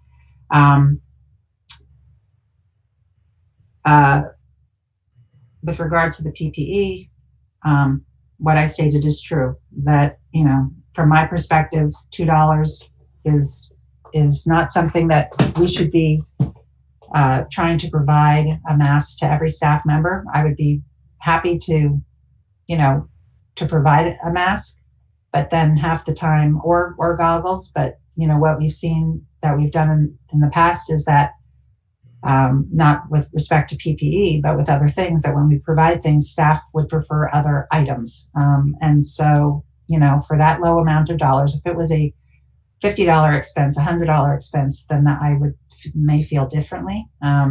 But because cloth masks are widely available and can be a personal expression, I don't feel compelled. I'm happy to hear other board members at the end of this disagree. Lindsay Shervanian asks, why was my check for the CAP program deposited if there were no concrete plans as to how the program would be executed? Kelly Villano writes, Dr. Mandelbaum last week said the district needs to incentivize parents to keep sick children home. How does the children plan to incentivize? What happens for students who have fall allergies? We already answered that question. How will you ensure that parents do not just give students Advil and send them to school? She also asked, what was the specific date submitted to the state and or county superintendent for return from all virtual? As Governor Murphy required this information to permit virtual learning. So I don't think we'll incentivize parents as much as we will look to punish people who send their children to school sick. And that punishment would be reverting their child to an all virtual environment. As I said, with regard to the specific dates submitted to the state, because we did initially think that we had to submit the September 29th date, but because there were some students in our original plan that were still going to continue to go to school, in this case, the low incidence classrooms, we did not actually have to alter the plan to submit that date. If there would be a reason why those students could not return on September 8th, then we would have to resubmit the plan. Robert Weber of Buchanan Road writes, what PPE will be supplied by the Board of Ed to students and teachers? We've already addressed that. Dennis Salati of Cumberland Roads stated, how do you expect to conduct adequate contact tracing within 24 hours as described by the doctor when you do not currently have a school nurse staffed at each school? What is your contingency staffing plan when, as would seem obvious based on current experience in U.S. schools, outbreaks will occur and staff will be required to quarantine? Where can parents find the testing and results and remediations ensuring a safe school environment for children and staff? What training have staff had to adequately prepare them to manage the controls and methods you and the doctors strive to create a safe environment for our children and their teachers? Are you supplying PPE? One thing I did not answer when this question was asked before with regard to training, our teachers are 10 months and the new teachers started today, as Dr. Antunes stated. The other teachers will be returning on September 1st, and we'll have training between September 1st and September 3rd. So hopefully the district is making arrangements to provide the critical training that is required, that I think we can all agree is critical to the success of students re-entering schools.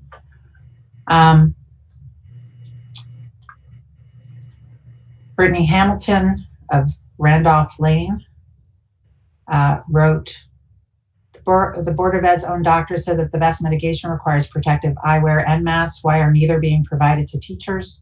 Why is the district ignoring ADA and requiring high-risk teachers to either come back to school to teach virtually or explore leave options? Why would they not want teachers to be as safe as possible by teaching virtually from their homes, or at least offering it as an option for the first 3 weeks?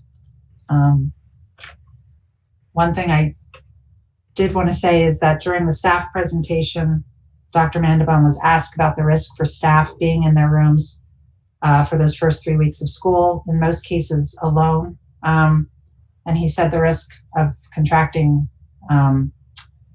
COVID in those situations was 0. I also, Mr. Callahan, want you at the end of all of this to maybe address a few. I still have a lot more questions, but if you wouldn't mind addressing some of the staff-related questions, I think that would be helpful. Barbara Hoare also asks about training and virtual teaching best practices,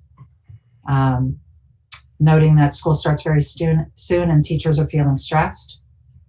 Mary LaPlaca of Hamilton Avenue writes, according to the earlier doctor's presentation and CDC recommendations, how will fresh air be delivered into the classrooms? Doors and windows are closed and opened up to closed hallways. Thank you. Janine M. of Lorien Place, right? Can you please speak to the safety of the HVAC and ventilation? The HA and some teachers in the community continue to say is not safe in the buildings. Can you please address the disconnect? I believe Mr. Mahmood did that. Robin DeVincenz of DeCamp Drive says, this is now the second time I have asked this question with no answer. Why have we not received a report for our HVAC systems? Why the delay? I have the right to know what filters are being used in my school before I go back to work. I also want PPE to be supplied for me since I do not have enough of my own and do not think it should be my responsibility to purchase them. Are you planning to supply PPE to all staff? I think all of those questions have been answered. Jennifer Tuller of Tudor Court writes, what was the vote of admin building principals for going back in September? I am unaware of that. I know that Dr. Antunes met with them separately, so I can't speak to that. But it was the opinion of the DRC that we should go back. She also writes, will the public be made aware as to how vastly different distance learning will be from September 4th to September 29th compared to those students who continue virtual learning after September 29th, meaning teachers will be able to give 100% of their attention to all students during virtual learning through September 29th, but after that, teachers' attention will be greatly divided between the in-person students and virtual-only students. Leslie Lee wrote, tonight the last name of L was moved from the red to the gold cohort. As people change their hybrid virtual selections throughout the year, at the end of the marking periods, will the L names be possibly changed again? It will be hard to plan childcare if we don't have permanent days to attend school. We don't even know if we will be virtual for another marking period, but that is a consideration if people do switch, especially if we have more people going from the virtual to the hybrid. Nonetheless, hopefully we'll trend in the right direction and we won't have to reevaluate or resort people. Barbara Finnegan of South Branch Road wrote, during the last virtual Board of Education meeting, one of your board members suggested that the next meeting be in person. Yet again, you said virtual. We did address this. She also writes, we all know children are super spreaders of this virus, often exhibiting no symptoms while they infect others. Still, some perfectly healthy children become gravely ill and even die. As for the teachers, many of your staff have submitted medical documentation and a request to teach virtually, but will not be permitted to do so after the student reentry date. All this despite the fact that 50% of our students have requested virtual learning. When just one of our community dies in connection to our schools, this Board of Education will not be blameless. So my questions to all board members are the following. What is an acceptable casualty rate for students of Hillsborough Township? What is an acceptable casualty rate for teachers of Hillsborough Township schools? All I can say is that we're putting all measures in place to avoid that. And we are asking the public to take personal responsibility so that we can avoid any transmission, not just deaths. Andrea Garacci of Davenport Way, you said that the SAT would run on September 23rd if you had proctors. If teachers are returning, sorry, I just need to wrap this so I can read it. Okay.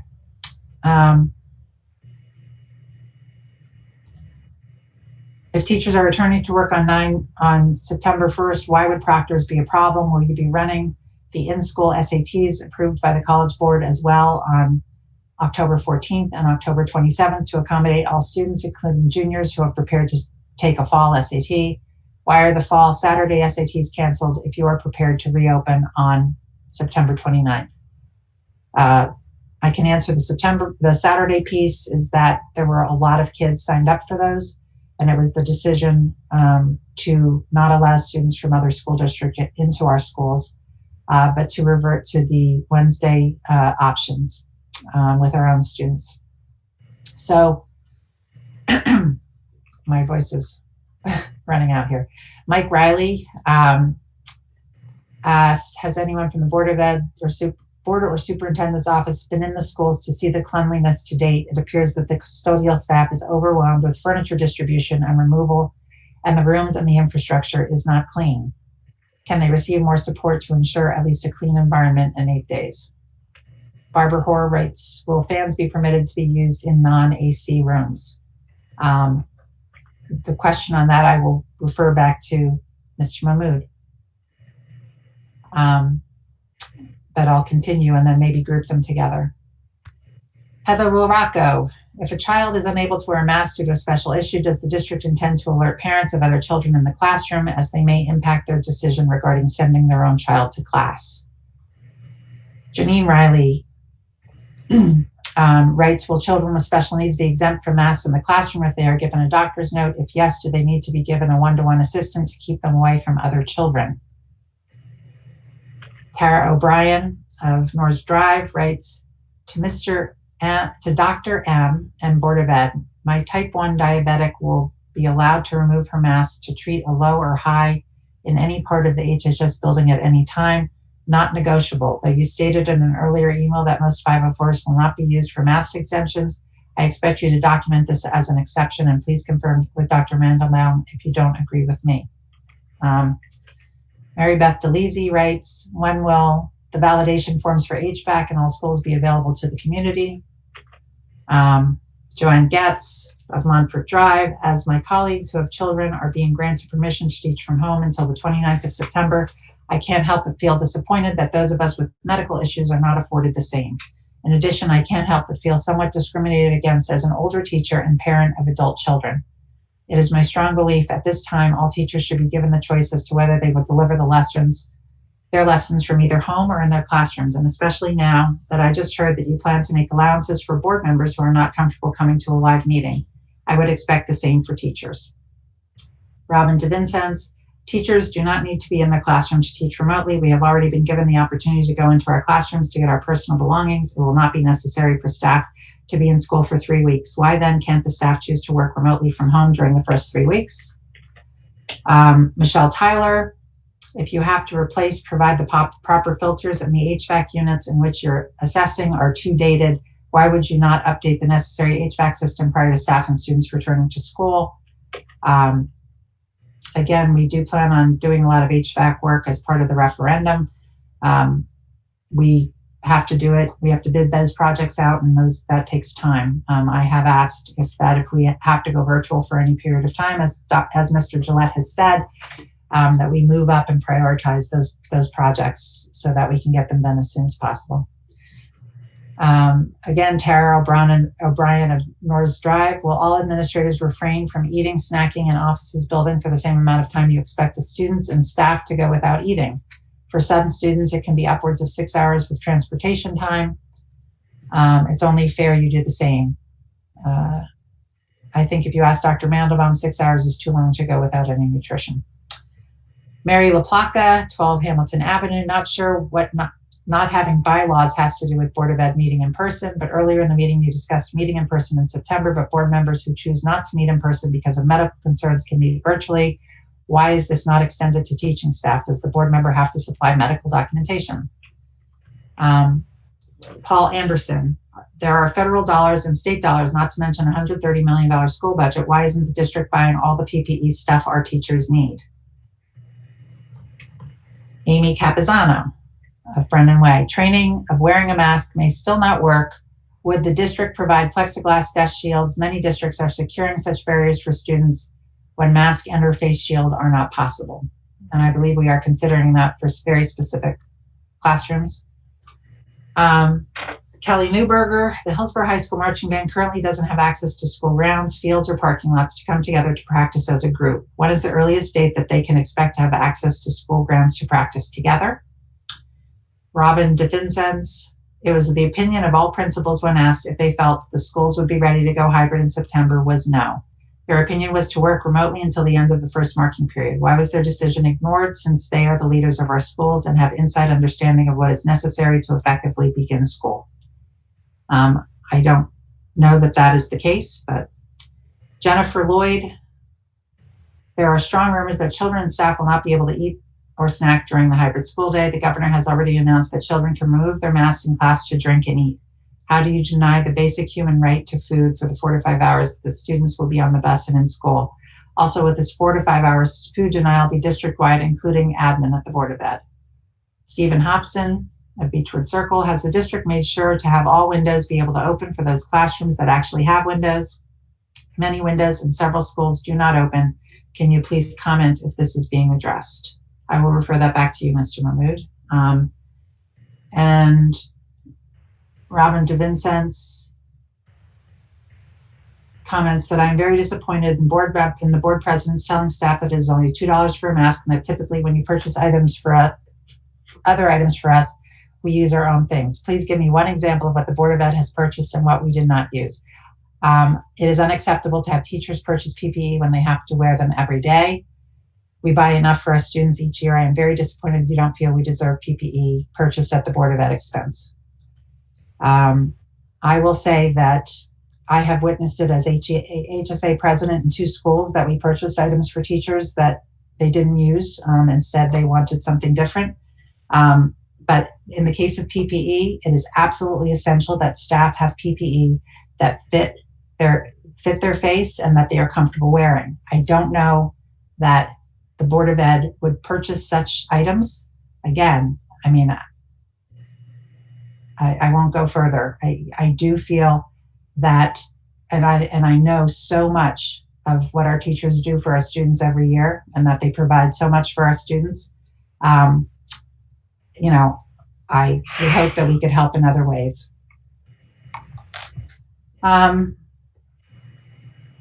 Henry Goodhue, when we are repeatedly being told that it was the decision of the DRC that certain actions take place, was a formal vote ever held in the DRC meeting regarding plans or changes to it?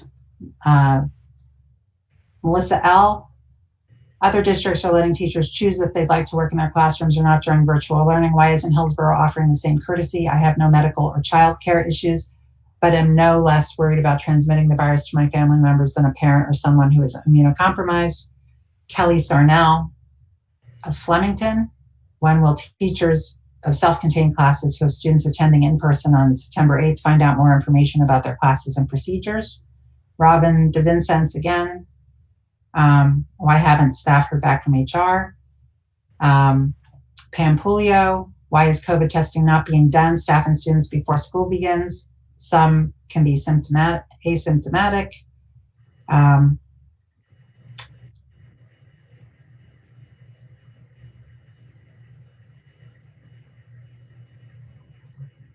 Kelly Volano asked, can staff be reimbursed for purchasing their own PPE since the district is not supplying it? And Dana Gordon writes, I would like to acknowledge Ms. Howe and thank her for her years of service to Woods Row School and congratulate her on her retirement. Okay, so I will refer 2 questions back to Mr. Mahmood. I believe Mr. Mahmood, one of the questions was about airflow again, opening windows and things like that. And the other one was with regard to fans being permitted in air-conditioned room and non-air conditioned rooms. Yeah, so I'll do the fans first, Dr. Soussan. We will allow for fans to be in rooms, but we have to be careful on what type of fans. Like, we won't allow everybody to bring in their own. We will have to regulate what type of fan and make sure the electricity capacity is there, but we will not say no to fans. However, we will have to take each request separately as far as the fans being in rooms. And we prefer to buy them on our own and purchase the fans and produce them in rooms that need the fans. And what was the other one? Already, Dr. Mahmood, Minister Mahmood, they will be permitted to use those overhead fans and ARIS, yes? Absolutely, okay. Absolutely. And the second, go ahead, I'm sorry. Windows, we are working with buildings and grounds to ensure that windows are open because there are some windows that have been locked shut over years, but the buildings and grounds department is working on making sure that those windows can open at the time when students and teachers are back. Thank you. No problem. And then Mr. Callahan, if you could just address some of the issues with regard to questions on doctor's notes and also on nursing staff, please. Good evening. So the Human Resources Department has received an inordinate amount of requests for consideration for reasonable accommodations. All requests are actively being sorted through. I do thank our staff for their patience as we get back to an inordinate amount of said requests. The most common request has been for consideration for full-time virtual teaching. And for the purposes of tonight, it's worthy to note that the guidelines that oversee all of our requests are vetted through council. And as we do have council present this evening, Dr. Soisson, I would ask your permission for council to make a brief statement to that end. Absolutely. Sure, thank you very much. Yes, thank you.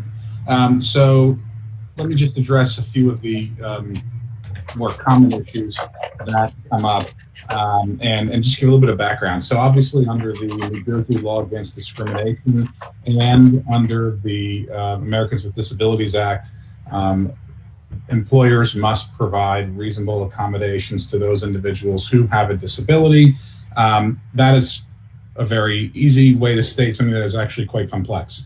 So with regard to doctor's notes, each one of those has to be evaluated. We need to know the nature of the disability, what the what tasks specifically individuals can't perform, so forth and so on, so we can then determine what would be reasonable accommodations.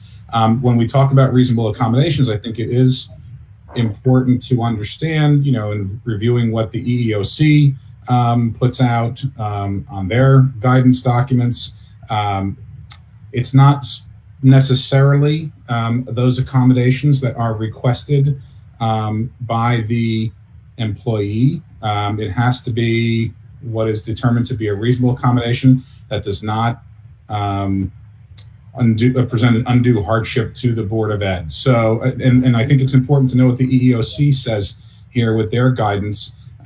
So, for example, if there are two possible reasonable accommodations and one costs more or is more burdensome than the other, the employer may choose the less expensive or burdensome accommodation as long as it is effective.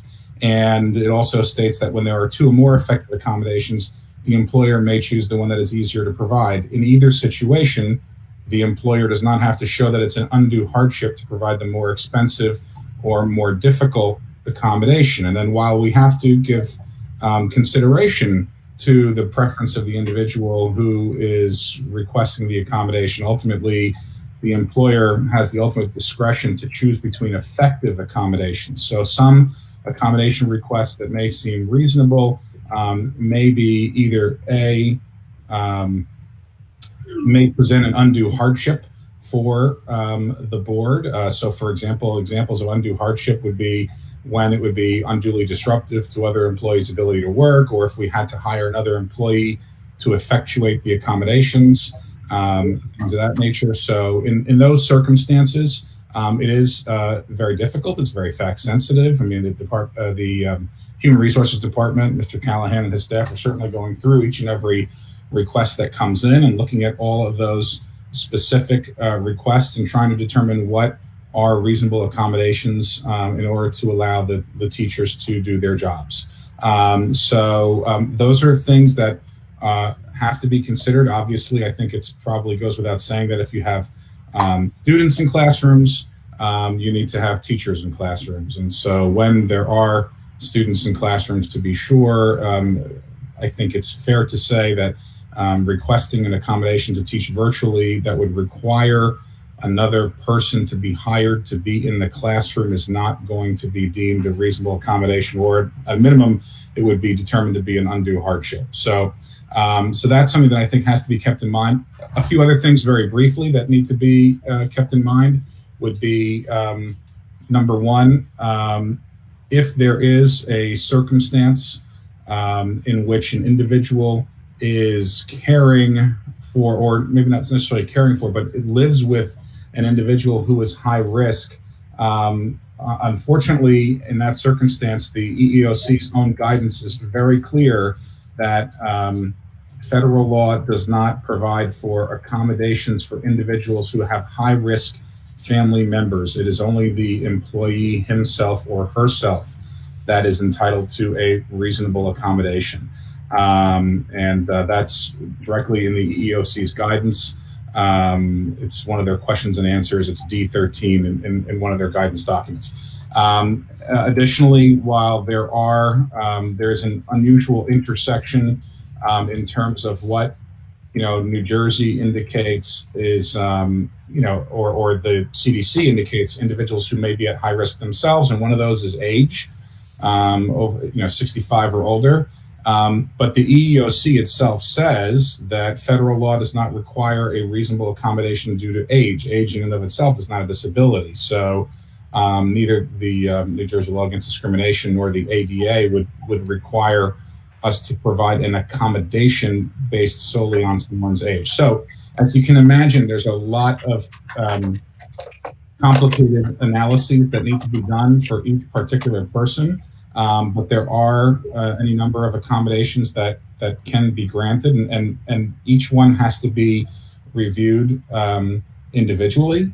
But there are some broad, I guess, categories that appear to be unreasonable requests.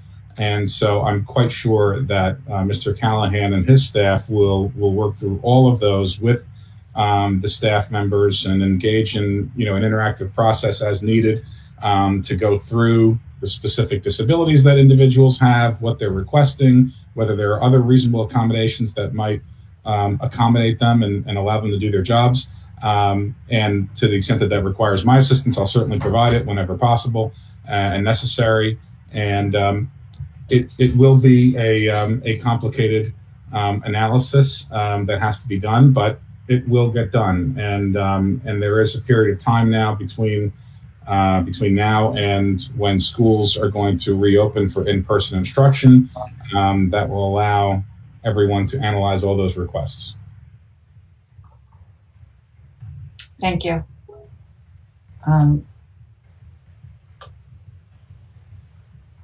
Mr. Callahan, anything else you wanted to add? Thank you, Mr. Lapira. You had asked about nursing, and I'd like to compliment all of our administrators have been actively interviewing nursing candidates in our search. It's noteworthy that there is a statewide shortage on nurses. We're not the only school district dealing with this very specific issue. Notably, our special services department is taking lead on it and investigating contracted services as a backup should we start the school year with a shortage of nurses. Thank you. Okay, so with that, I close public comment. I do want to say that I don't know that we answered every question that was asked, but in fact, as I read the statement before, this is not meant as a conversation, but to clarify any inaccuracies. So, I do think that any other questions that staff or the public might have can be sent to our email address, boe@hcps.us. But I think we did address many of the questions. Unfortunately, as I said, this is incredibly difficult, and I understand people's frustration, and I understand that people are scared. I do want to say that, as Dr. Mandelbaum said, our numbers are incredibly good right now, and hopefully they will continue to be good. If the numbers go up, then it is likely that we won't be able to open. And hopefully at that point, it wouldn't be a decision that was made by the district that would cause upset on the part of a lot of parents or whatever, that it would be, mandated based on the data. But we do have to, again, say that, right now the governor is saying that our goal has to be to get back to in-person learning. The plan that the DRC did put in place, allows for that and has been deemed to be safe. I understand there's, upset about teachers having to, work in the building for 3 weeks prior to students coming on the 29th. I'm sure there are board members who have some comments that they'd like to say before we move on to action items. In my opinion, I think there is good reason to transition gradually and not have just everybody's first day in the building, including students, be September 29th. That being said, I know that there are discussions ongoing about, possible things to consider. So with that, I will see if any board members have any comments before we go on to the agenda. Mrs. Stats. Thank you, Dr. Poisson. I guess I have a lot of comments. Some maybe I'll make later when we get to certain items on the agenda. I do want to emphasize that the plan, the reopening plan, was created by the district restart team. It was not created by the board. The majority of the board became aware of the plan after it was submitted to the state and the county. At that point, we could give input. I also am concerned that, and this could have been addressed earlier, several months ago, to plan ahead, that we're not meeting at least today in person, of course, with accommodations for those that felt unsafe, the board that is, especially while today I'm pretty sure that the new teachers met in person. And in a week, staff will be in person, and in 3 weeks we'll have, or 4 weeks rather, all the hybrid students and staff will be in person. That concerns me that we did not plan ahead for that, or at the very least that we didn't have meetings where we were visible to the community, and that these weren't live streamed with our faces being visible, and so that people could call in with their questions and comments. That can have a lot more meaning when a member of the public is speaking their own mind. And also the decision to have staff. I applaud that we're holding off for 3 weeks, but to ascribe the reason for that, the fact that teachers in particular from other districts that live in other districts would need to look for childcare. Some members of the community are scapegoating those teachers. Also, but I would think another legitimate reason is that we need, I guess it was said, for nurses. I would think that's another reason that could have been shared as a reason to hold off reopening the school buildings. I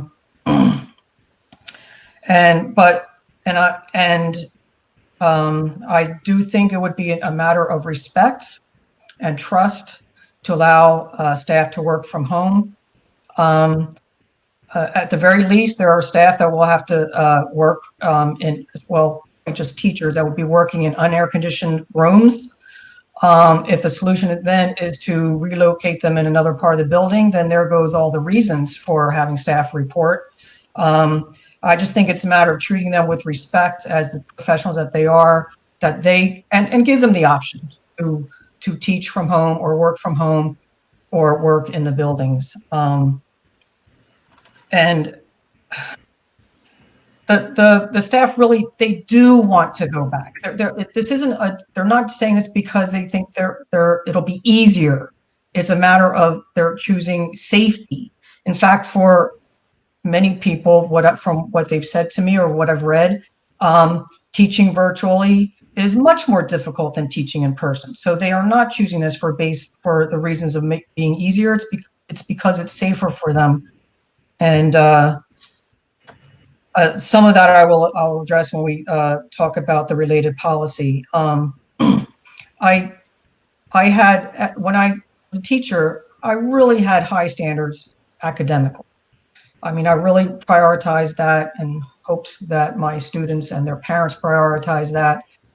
But when it comes to health, safety and health, that's a priority above academics.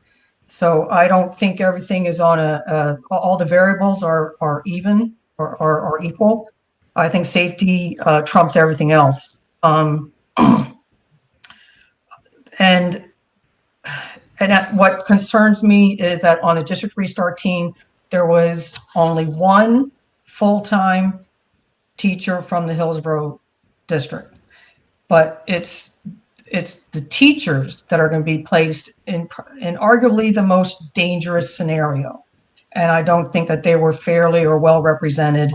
Granted, yes, they were on the school-based pandemic teams, but as I've brought up before, it's a concern whether or not their concerns were necessarily represented at the district restart team level, especially when it came to deciding having them teach from the classrooms.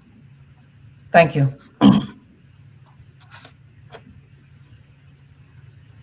Thank you, Mrs. Satz. Mr. Oliver, and then Mrs. Trujillo, Mr. Gillette, and Mrs. Monroe. Thank you, Dr. Sasan.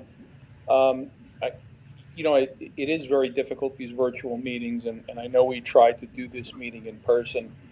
As I've texted Dr. Sasan a couple of times, I've been kicked out of the meeting for a minute here and a minute there. So it's very cumbersome for us to do these virtual meetings, and I know we all want to get back into an in-person.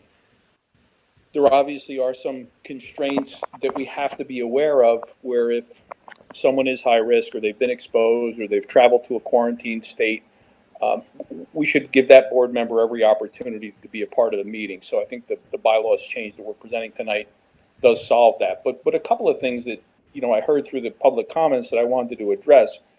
The PPE equipment, I mean, I know myself and my family, we probably have some 20 odd cloth masks laying around in cars and in the house, as I assume most families probably do, because you're required to wear them everywhere you go. So the fact that we're not providing the PPE equipment, I think, is not really a fair statement. We've discussed goggles or glasses, and I think we would all be in favor if a teacher wants to wear goggles or glasses in the classroom. We would be very happy to provide that. What concerns me the most is when I heard from the DRC that we were going to an all virtual, I was quite disappointed. I was in favor of my girls going back to school as they wanted to go back to school. And when I hear one of the comments where it said 50% of the community, is voted for an all virtual, well, that means 50% of the community wanted their children back in school. So I seem to think we're forgetting them in some capacity or some way. If you have a fear or you have a concern about sending your child to school, we have an option for you. It's virtual. You could send your child virtual, but if you want to send your child back to school, we don't have an option for those people. So that bothers me a little bit. And when I hear comments like children are super spreaders, or I just don't see the facts to back that up. And I think we've got to start getting out of that, panic mentality. Every parent needs to work with the school district, with the administration, to ensure that their child is not sick, he's not symptomatic. That starts at home. And, that's the first line of defense. We've heard the phrase over and over, we're all in this together, and we need to stop the spread together. The parents need to be aware of that, and they need to be careful sending their children to school. Idle time for the children is going to put the kids interaction with one another, and I think it's going to spread this virus even more. I think we've got to get back to more than normal, but I think the administration has done a very, very good job of mitigating a lot of the concerns. And again, the all virtual start has really been from a safety standpoint of not having the staffing in place. So I'm confident that Mr. Mahmood has done everything in his staff to ensure that the building is safe, the HVAC system, the sanitary, the measures to clean, the washing stations with the sanitizers. I'm very confident, and I'm looking forward to getting my children back to school. That's all I wanted to say. Thank you. Thank you, Mr. Oliver. I just wanted to address something that Mrs. Satz said regarding the board meeting. I mean, I too, Jane, as you know, advocated for trying to get call-ins. I really don't like hearing my voice that long to read all of these things. We have been assured that the technology that we had to do a virtual meeting and to have call-ins was unavailable. That's why one of the main reasons why we were looking to try to get back in person in September. With regard to what Mr. Oliver said, I myself advocated at the DRC for a zero tolerance policy, and I do think that we need to stick to that. Parents need to be responsible and not send their children to school if they are feeling under the weather at all. Mrs. Trujillo, I believe you are next. So I have a couple comments. So as I mentioned before, I also wanted my children to go back to school in person. So I guess, I've heard the comments tonight. I've seen the comments on Facebook about the teachers not feeling comfortable going back. I guess one of the questions I had is, with today in the public comments, a lot of the issue was on PPE, that the district is not providing PPE. I guess I don't understand why the district, I mean, if it's $2, 1,000 staff, $2,000, two cloth masks, to be rewashed, like why wouldn't we provide PPE? I guess that's one question. Maybe it's not cloth masks that we're talking about. I guess I don't understand. It doesn't make sense to me. And especially since that seems to be a very key issue with the staff feeling comfortable. The other issue is I also wanted to meet in person today. I wanted to meet in person since whenever that survey went out to board members, and I felt that I didn't really understand the reasoning for all of these, like why we're meeting virtually, and especially I think as Jane said, why our faces aren't even shown. I mean, I guess that means I don't have to comb my hair, but I think it would be helpful for the public to see who's speaking. I think that it would also be helpful for the public to call in and speak. And I guess I thought the township committee allows that. So I don't understand why we don't have that same technology. So I think that's all I have for now. Thank you. My understanding is that when we do go in person, that we would be able to allow for call-in. And again, one of our action items is to put a bylaw in place to allow for that. Mr. Gillette. Thank you very much. So I was on the district restart committee. I helped with the operations area, which was food service, transportation, and facilities, the buildings. And our job was to make sure that we could check all the boxes on the state mandated requirements to open. The overall, I think, goal or mandate of the District Restart Committee was to present all of the things necessary to reopen, covering all the state guidelines, and present that to Dr. Antunes, who then could present that to the county and eventually to the state. And I think we did that. But I had no input whatsoever in the structure of the reopening. I had no input in the cohorts, the 8 hours a week, none of it. I was just, I think I worked conscientiously. Mr. Mahmood, shake your head yes or no or whatever. Yeah. Oh, he's saying yes. Yeah, I mean, to listen, to vet the transportation plan, to vet the food service plan. We also had the woman from Catholic Charities to talk about aftercare. But those were all things that just to support whatever structure was going to be decided upon. I had no input on that. And just so Jane understands that, Jane, you weren't left out. I don't think if you were on that, you'd have any input on that either. This was something that I don't know where it came from, but it just happened. I think Mr. Oliver is right. The children are not super spreaders. Schools have been open all over the world for months. There's not one teacher to become infected from a student in the entire world. If there was, I mean, Rachel Maddow would have found that person. Let's put it that way. I mean, you would have found her, or him. But there isn't. There are none. So it seems to be there is some hysteria going on. There is not one. Look, when this started, I didn't think that a good reasonable goal would be to prevent exposure of the virus. The goal would be to prevent illness from the virus, serious illness. That means protecting the vulnerable people.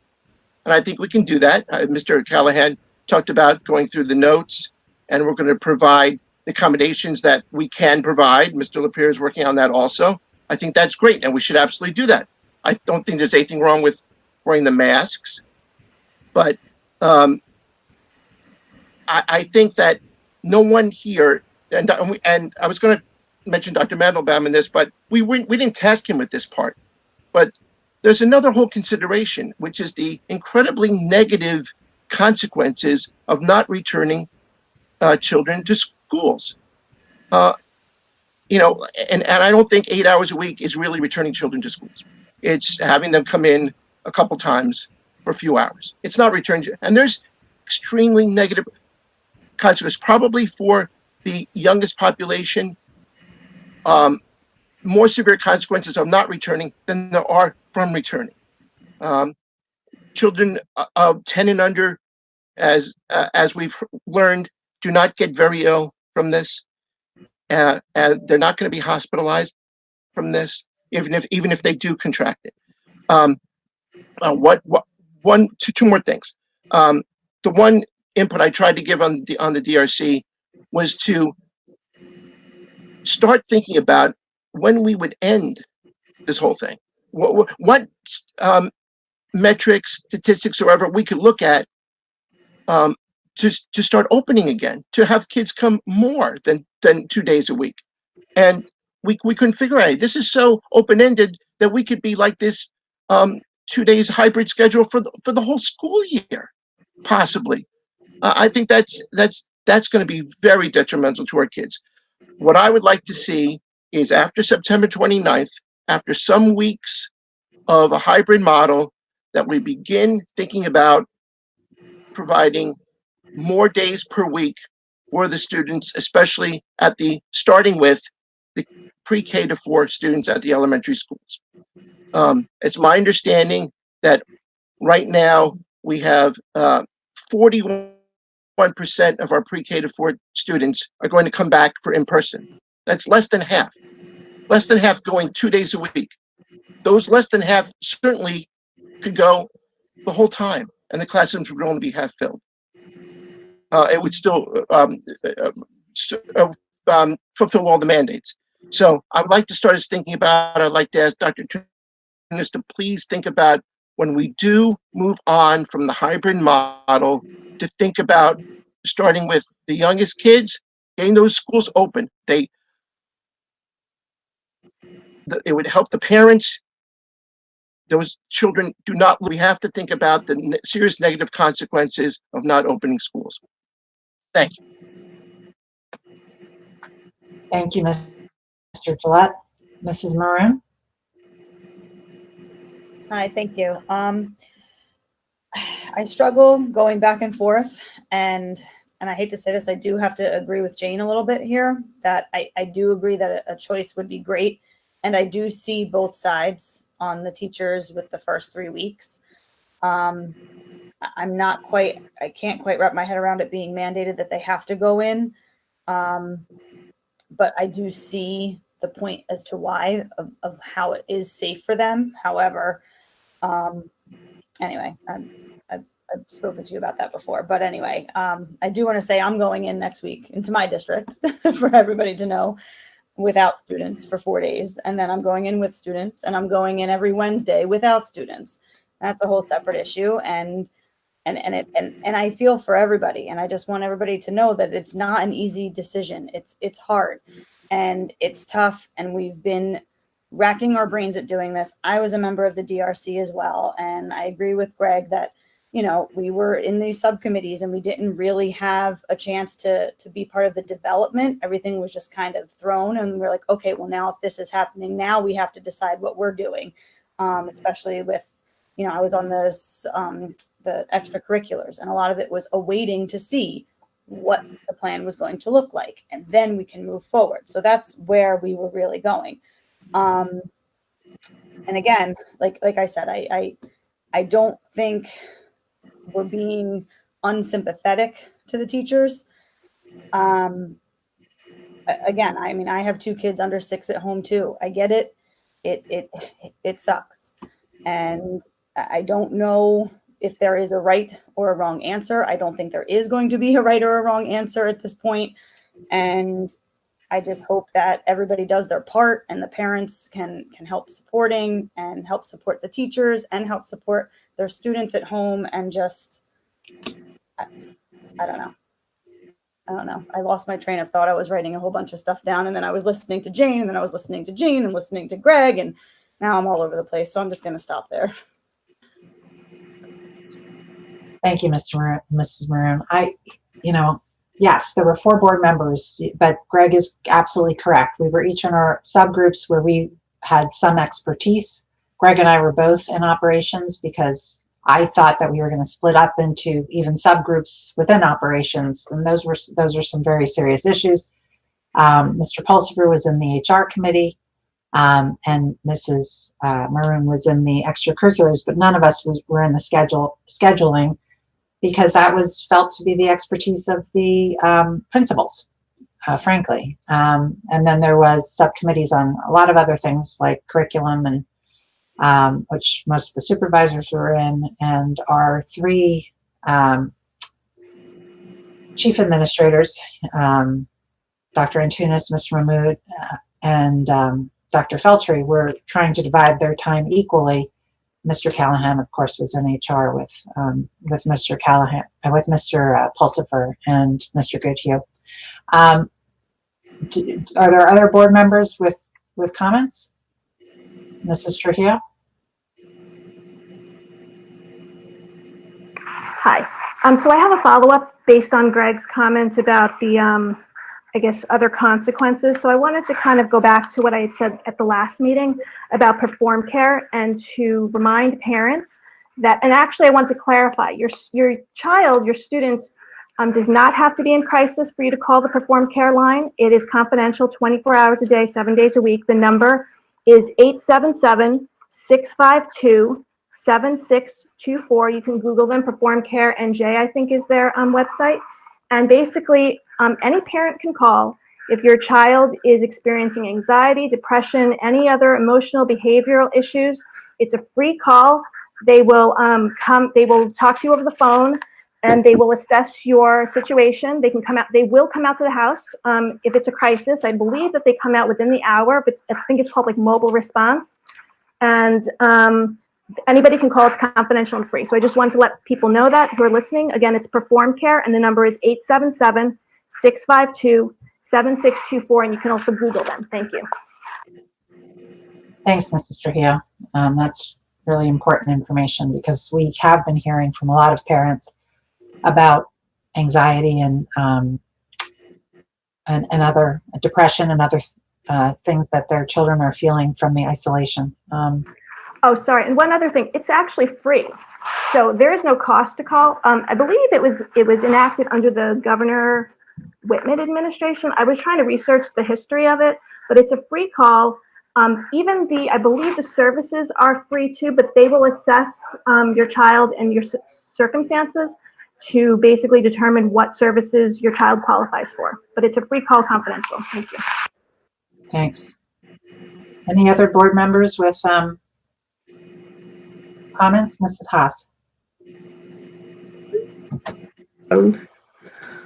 Hi, I just wanted to add a couple of comments. First of all, before I tuned in today, I was watching the New Jersey news, and Camden's KIPP academies were starting their school today, and Zoom went down and they couldn't have classes. And everything we talk about today could be overturned tomorrow due to the budget address that the governor is going to be giving. This is our new normal, and it's abnormal, and it's going to be changing. And it is our responsibility, as well as the whole community's responsibility, to respond to changing things that happen in our community. Now, at our meeting in July, I spelled out a lot of reasons why I was concerned about reopening at all. And I won't repeat them, but there are about 10 things. I still feel very strongly about them. And I'm happy that we're not opening for another 3 weeks, because I really think there are a lot of kinks that need to be worked out, including our technology, and making sure that the buildings can accommodate all this technology, and that everybody at home can work with it and deal with it, because we found that many places around town have bad areas for reception. I do have to say that I really and truly appreciate all the work that the DRC and the pandemic response teams have done. They are human beings. They are doing the best they can. And it would be a really wonderful time for the community to collaborate with the board as much as possible and share whatever it is that they could share in terms of making this easier for the children of this district. We still don't know what we don't know. That is my biggest problem with this pandemic. Not whether or not I have faith in the administration that they're doing the best they can with the best advisement that they can get. But I I don't think for sure that we can take comfort in low numbers of infected children because children have been sheltered for the most part. And wherever children have been together, they have been mostly outdoors. The weather will be getting colder, hard to believe. But every single thing that happens in our environment is going to change the game. And people have to be a little agile and able to deal with changes without blaming the people who are making them. The most important thing, I mean, I appreciate what Greg said about incredibly negative consequences, but the most incredibly negative consequence would, God forbid, a million times be the death of a child or the death of a teacher. I'm not prepared for that. And I think if a little bit of time and a little bit of practice and a little bit of, time and patience would be granted to us to see what those things are that we can't control, I think it would be a much better opportunity than an exponential spread of disease in our community. So I please ask everybody for their patience and collaboration in this most difficult thing that I have ever seen in this school district. That's it for me. Thank you, Mrs. Haas. Thank you. That was very well said. I mean, it is overwhelming. It is an overwhelming task, and educators and people on the Board of Ed all got involved with this because we wanted to help the students. I personally got involved because as HSA president for 6 years, I realized how much the teachers did for my family and my own children. And this is a harrowing task. That being said, it is the task at hand, and it is important. And this is, I have, Dr. Antunes can attest that I have called her saying, can't we change, XYZ about the plan? Everything from having staff go in all 5 days, during the 3-week period to, I won't enumerate all of these things. There is a question of, where does it stop? How much can we change without going through the whole process again? There's also the question of that you mentioned, which is there are going to be kinks, and specific to having staff in the buildings. I think it's important for us to assess the kinks that the DRC and the PRTs have not addressed, because as you said, we are humans. The DRC all met virtually. I haven't been in a school building since March, just like many of the other people on the board. I think nobody has been in a school since March. It is going to be important to actually have human bodies in our buildings to see whether what bends and what we need to address. And I understand that is, for some teachers that is quite an ask. We hope that we can do this all safely, and there isn't much more I can add to what you said so eloquently. Dr. Harris. I waited till last so I could be kind of the recap and final comment maybe on this. But no one can realize the severity of this pandemic unless you can envision yourself sitting and waiting in a line of hearses that's admitted to the entrance of a cemetery to bury a loved one. No one can realize the severity of this pandemic unless you can visualize a loved one suffering in a hospital bed on a ventilator without the support of family there to try and help them pull through the illness. No one can realize the severity of the pandemic unless you can imagine being homeless, losing your job, watching a loved one suffer the ramifications of the economic hardship, and wondering what the new challenges will be on the next waking day. No one can realize the severity of this pandemic unless you can focus on the fact that this experience has changed each of our lives in many ways forever as we move forward in our lives. One could only hope that this pandemic experience has now taught individuals to help each other out more and look out for each other, and to provide an open mind, to research information more, and to make decisions based on facts and not what has become echoed misinformation. Not making selfish choices to satisfy our need to return to the normal life as we knew it before, because this abrupt shutdown brought on by the pandemic has changed our lives forever. And even when we return to the school building, it will not be the same as we envisioned it when we left. I think that we need to, as responsible community members, all of us need to listen to what Dr. Mendelbaum said about wearing a mask. And that should be something that isn't hard to do. We've all had to wear masks if we've gone out in public to a grocery store or to a doctor appointment. So I think in making masks and providing masks for other community members, a mask is something that you really need to have kind of special made for yourself so that you have the best fit possible.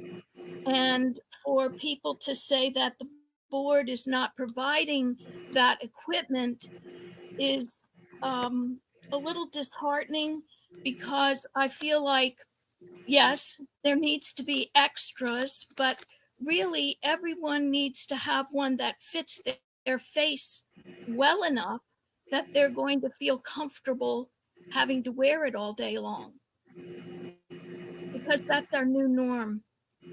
And I'm sorry I painted such a grim picture, but that's where we've been, and we don't want to go back there again. We're doing everything we can to figure out a safe way to educate children.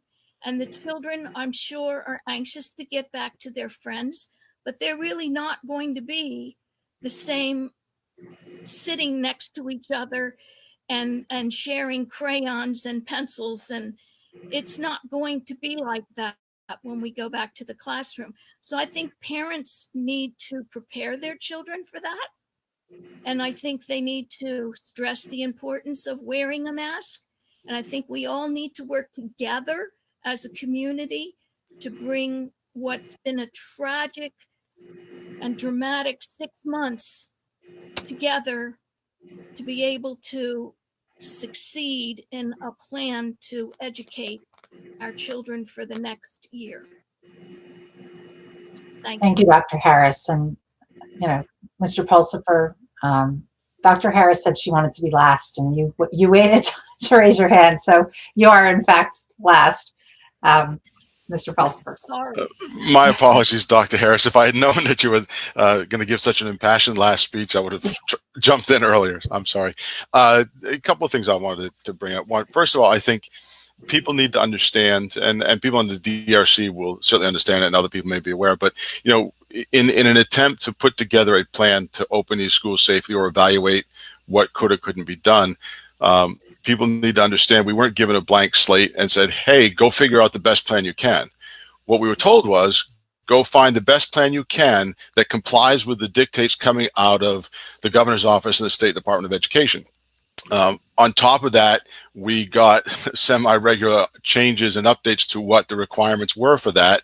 It was a rather long document that we had to fill out, and periodically they would add more to the document that we had to answer to. So I think people need to understand this was not an exercise in if you had to open schools in a pandemic, how would you do it? It was, if you had to open schools in a pandemic in the state of New Jersey, according to Governor Murphy and the Department of Education, how would you do it? And that is a very different exercise, and not necessarily one where we can come up with satisfactory results.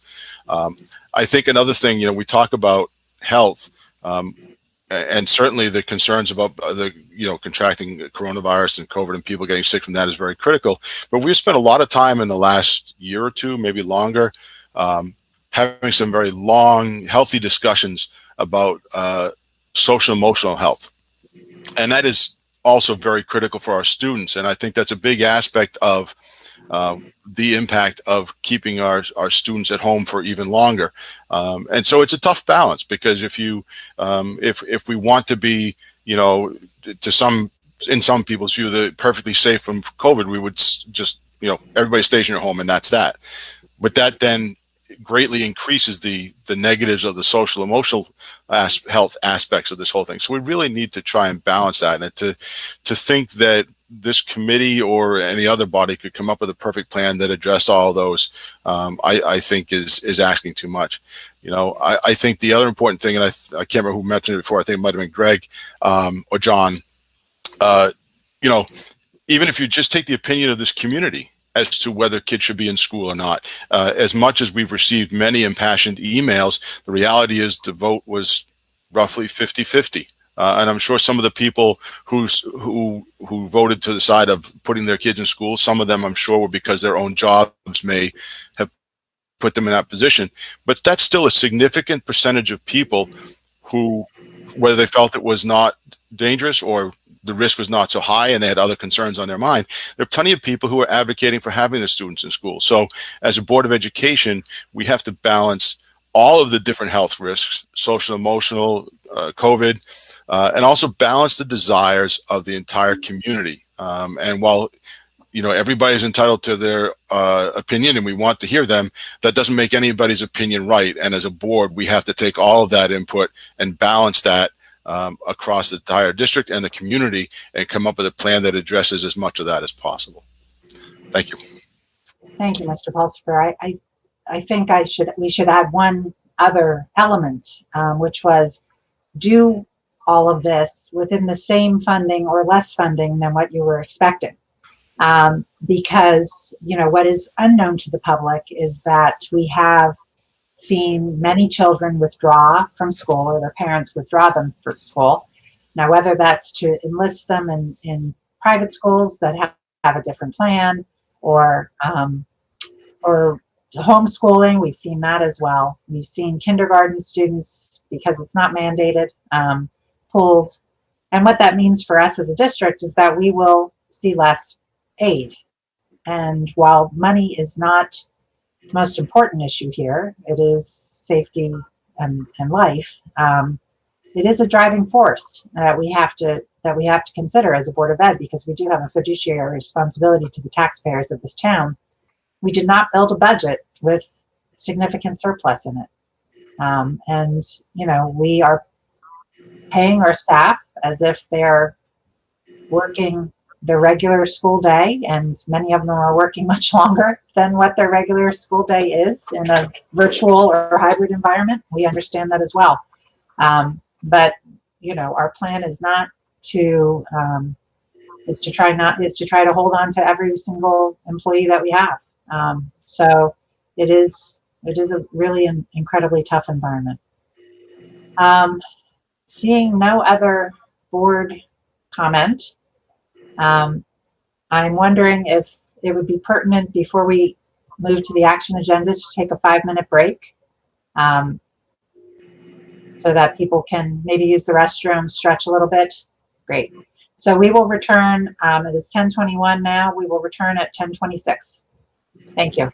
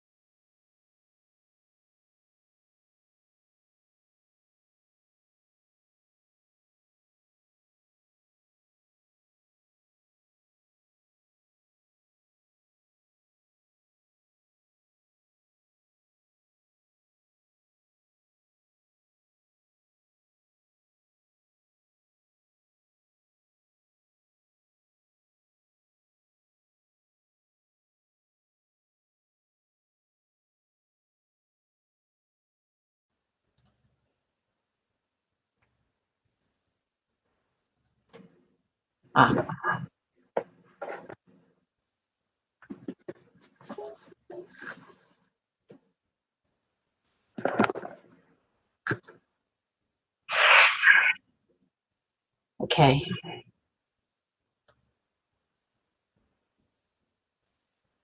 I believe we have a quorum. Dr. Antunes, can you please take us through the action items, please? I'm happy to, Dr. Sasson. Okay. The superintendent recommends that the Board of Education approve the education, HR, and ops agendas as follows. I will go through each of them individually. Education, motion to approve a staff member being paid by IDEA funds and approve staff being paid by FY 2021 ESEA Title I funds. Motion to approve the revised curriculum and the course title changes. Motion to approve the books as outlined. Motion to submit the 2020-2021 Statement of Assurance for District Professional Development and the 2020-2021 Statement of Assurance for District Mentoring Plan. Motion to approve the policies as outlined for first reading, and motion to approve revisions to the 2020-2021 district calendar. Under HR, motion to approve retirements and resignations, and I'd like to point out that our instructional assistant, Maureen Caperon, has been with us for 5 years and is retiring. Candy Meyer, 18 years in the district as a chemistry teacher at the high school.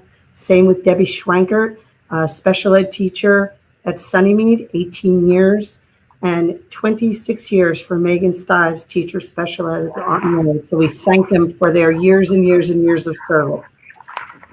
Motion to approve the revised contract as well as, and motion to approve revised contract 1920 and 2021.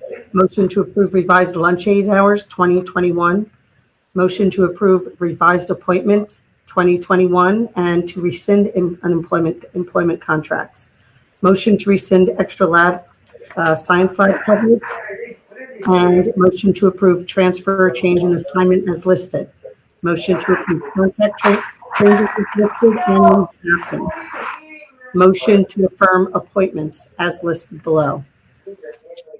Motion to approve summer work hours for 2020 and group changes. Motion to approve a policy for first reading and appointments as outlined. Oh, I'm sorry, 1115, the board has already approved. And in ops, motion to approve the monthly bills and the monthly financial statement. Motion to accept a donation of a visualizing and verbalizing board game.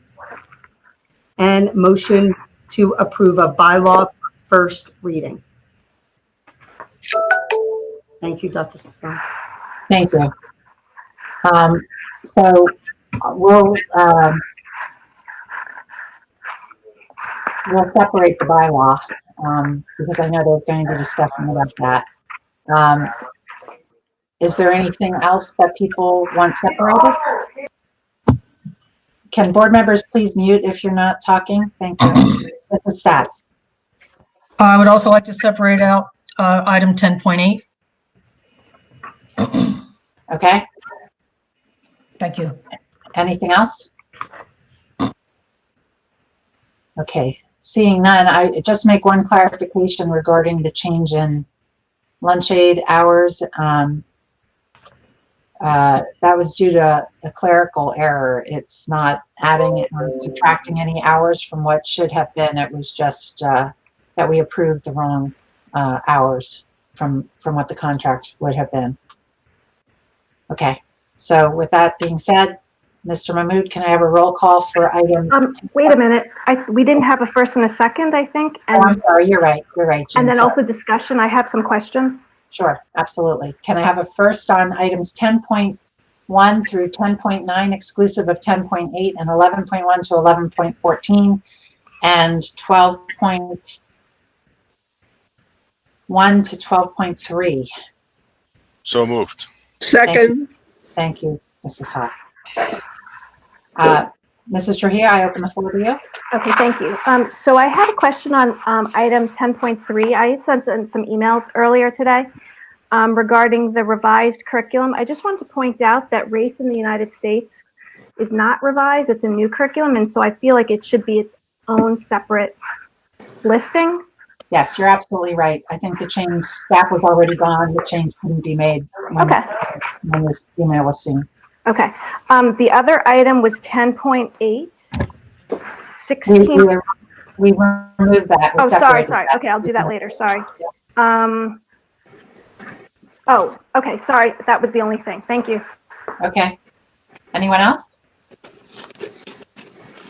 Okay. Then, Mr. Mahmood, can we have a roll call for items 10.1 to 10.9, excluding 10.8, 11.1 to 11.14, and 12.1 to 12.3, please? Absolutely. Mr. Gillette? Oh, no. Greg is frozen. Okay. Mrs. Haas? Yes. Thank you. Dr. Harris? Yes. Mrs. Maroon? Yes. Mr. Oliver? Yes. Thank you. Mr. Pulsifer? Yes. Mrs. Stats? Yes. Ms. Trujillo? Yes. And Dr. Sasan? Yes. Motion passes. Thank you. Okay. I'll take a motion for item 10.8, please. So moved. Thank you, Mr. Pulsifer. Second. Thank you, Mrs. Stats. So discussion, Mrs. Stats, you had. Well, this is the first reading for policy 1648, I believe.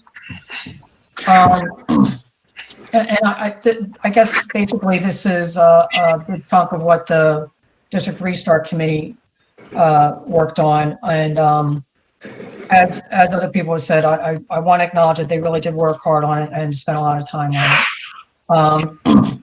And whatever questions and comments I come up with, all of it has been generated by my participation in New Jersey School Boards Association presentations.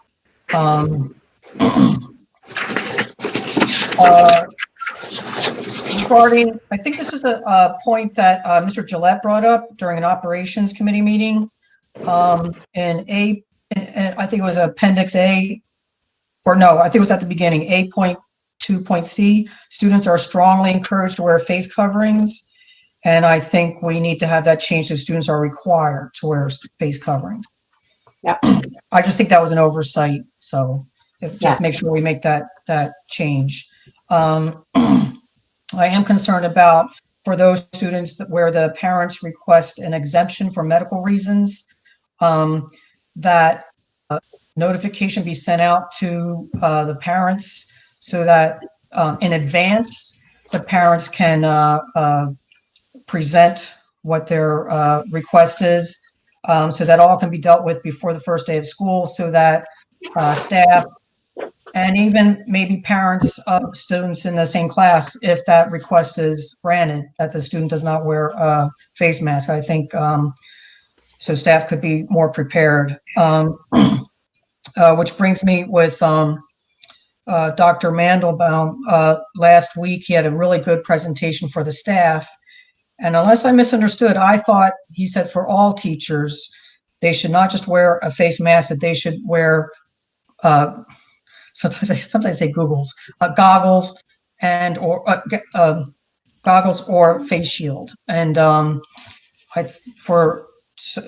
think that should be made known to the staff, that is a recommendation so they can prepare to get that, because yes, masks are a common item that people have, but not so much goggles or face shield, so they can prepare to get that. And he also said that teachers should have a box of surgical masks in their classrooms, because if a student gets sick, he recommends that the teacher put a surgical mask on top of the mask the student will probably already be wearing. And I would think gloves would be necessary. He also said desks should be wiped down between cohorts. What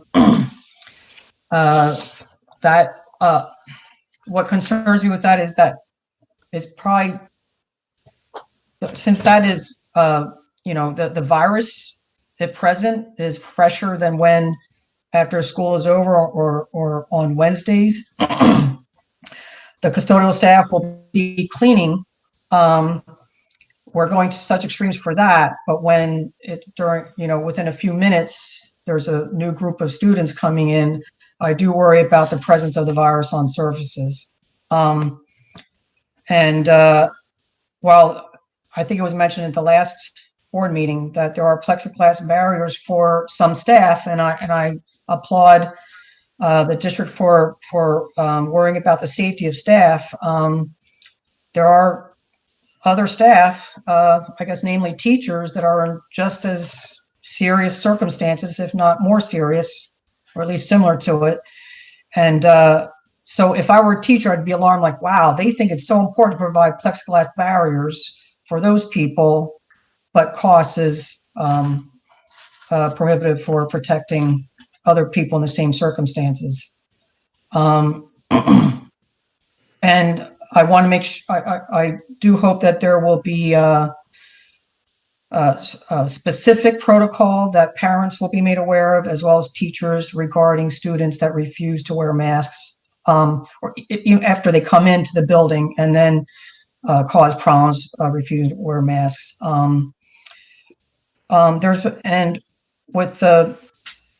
With this policy, and also, the general plan, go back, there's so many details on things, but when it came to ventilation, there's nothing in writing about the details regarding ventilation. I appreciate what Mr. Mahmood was saying earlier, but Dr. Mandelbaum and I think the state road back plan alluded to the ASHRAE guidelines, and I just wish that we would have something in writing in this policy, like as we have other details regarding what is being done regarding ventilation, filters, etc., that meet, and reassurances that it is meeting the ASHRAE guidelines. And then Appendix K, I'm glad that there's a parent portal for parents. As I've suggested before, I would like to see a virtual parent academy. So there'd be a presentation and the opportunity for Q&A for parents so they can be more comfortable working with the online learning. And in general, as I think Mr. Gillette pointed out, and I think also Mr. Pulsiver, the social and emotional learning and experiences of our children is very important. I'm concerned that we're diluting our efforts so much for the sake of having safe schools. But the in-person learning will not be normal. It won't be close to normal.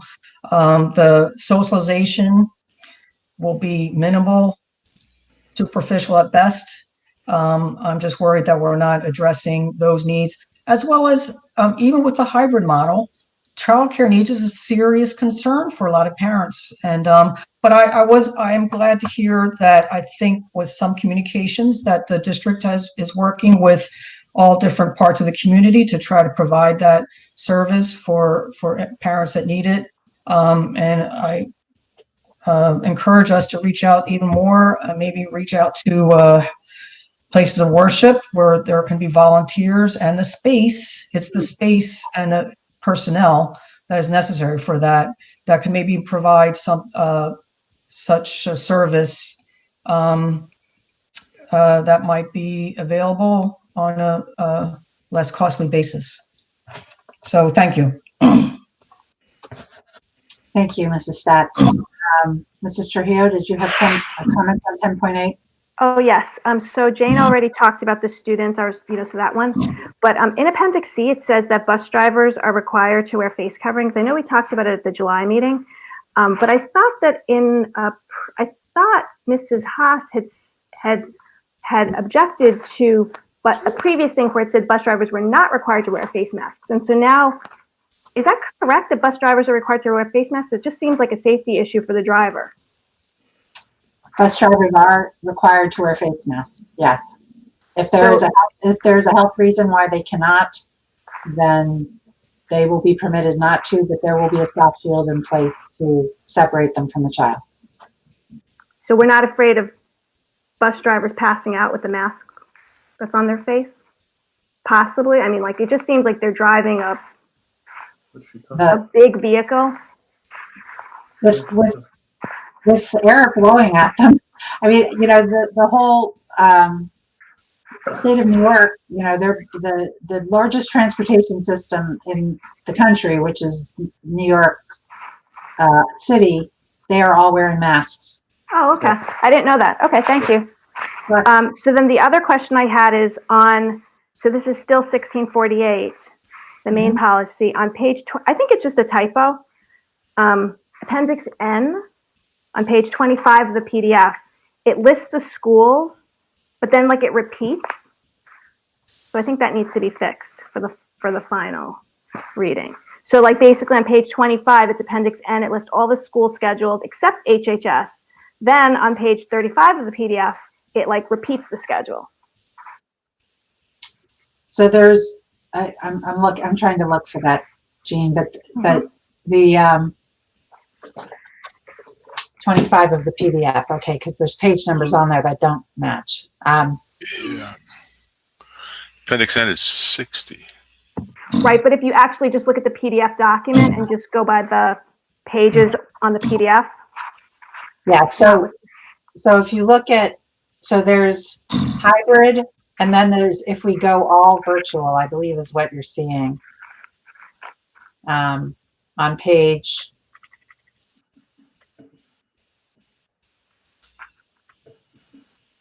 What page did you say it went to? So it's 25 started the first, so it basically has Appendix N. Right. Okay, so then if you go to page 35, it looks like the same, is it the same thing? Or am I wrong? Is that, it just looks like it's basically the same thing. Page 35, that talks about, oh yeah, that does look like it was. Okay, so we'll have to check that. Previously, we went just to virtual, to what the all virtual days would look like if we went actually all virtual with nobody. Right, that's on page 42. Okay, yeah, so they did, what they probably did was updated it with some of the things that we required at the last ERC meetings, which were the bell schedule for the elementary school and the high schools. And instead of just writing over it, they duplicated it. So yeah, please, Dr. Antunes, Mr. Mahmood, make sure that gets taken care of for second reading. Sure. Anybody else on 10.8?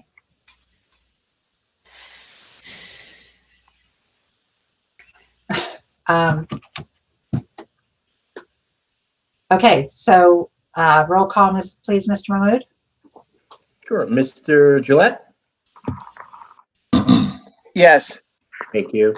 Mrs. Haas? I'm sorry, I went off the computer by accident while you were still talking about things. I just wanted to mention, I don't really think some of this is a policy. These are really procedures, and I understand that one of them is mandated, so I guess we have to do it, but the other is not. And I really, I'm very concerned about these as policy because I believe there will be weekly changes on both of them.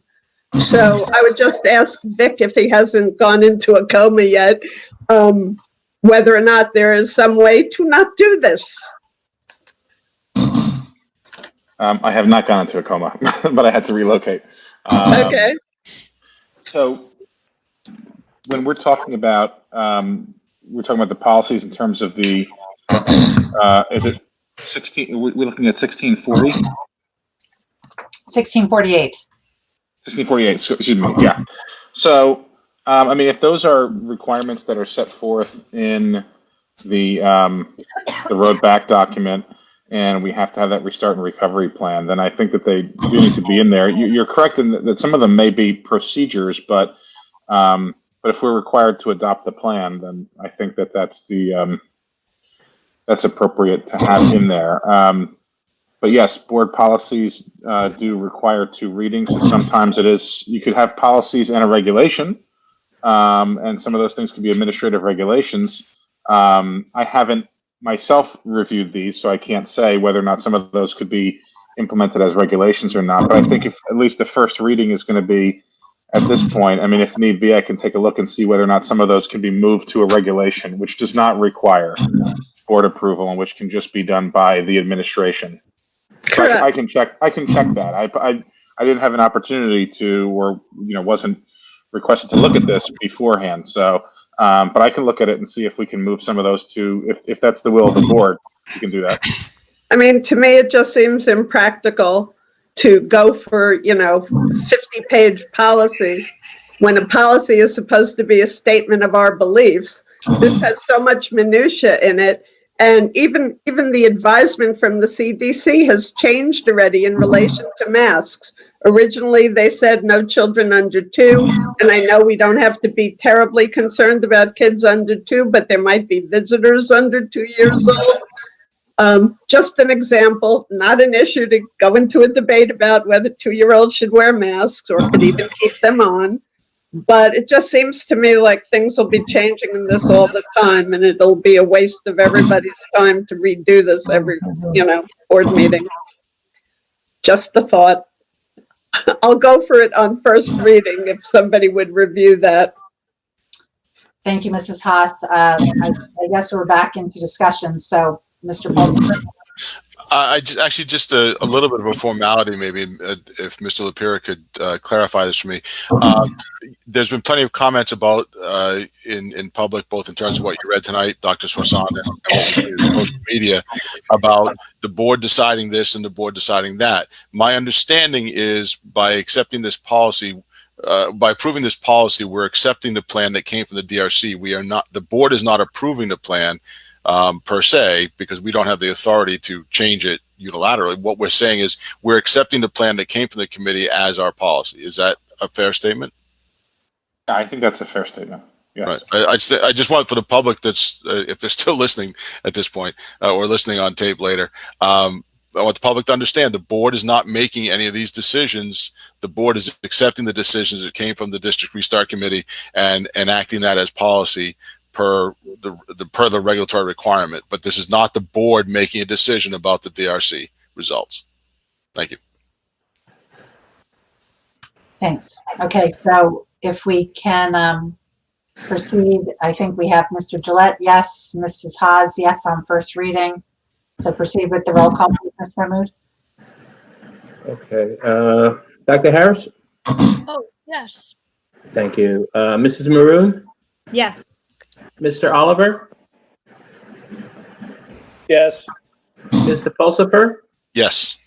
Mrs. Stats? No. Mrs. Trujillo? Yes. And Dr. Swasan? Yes. Motion passes. Okay.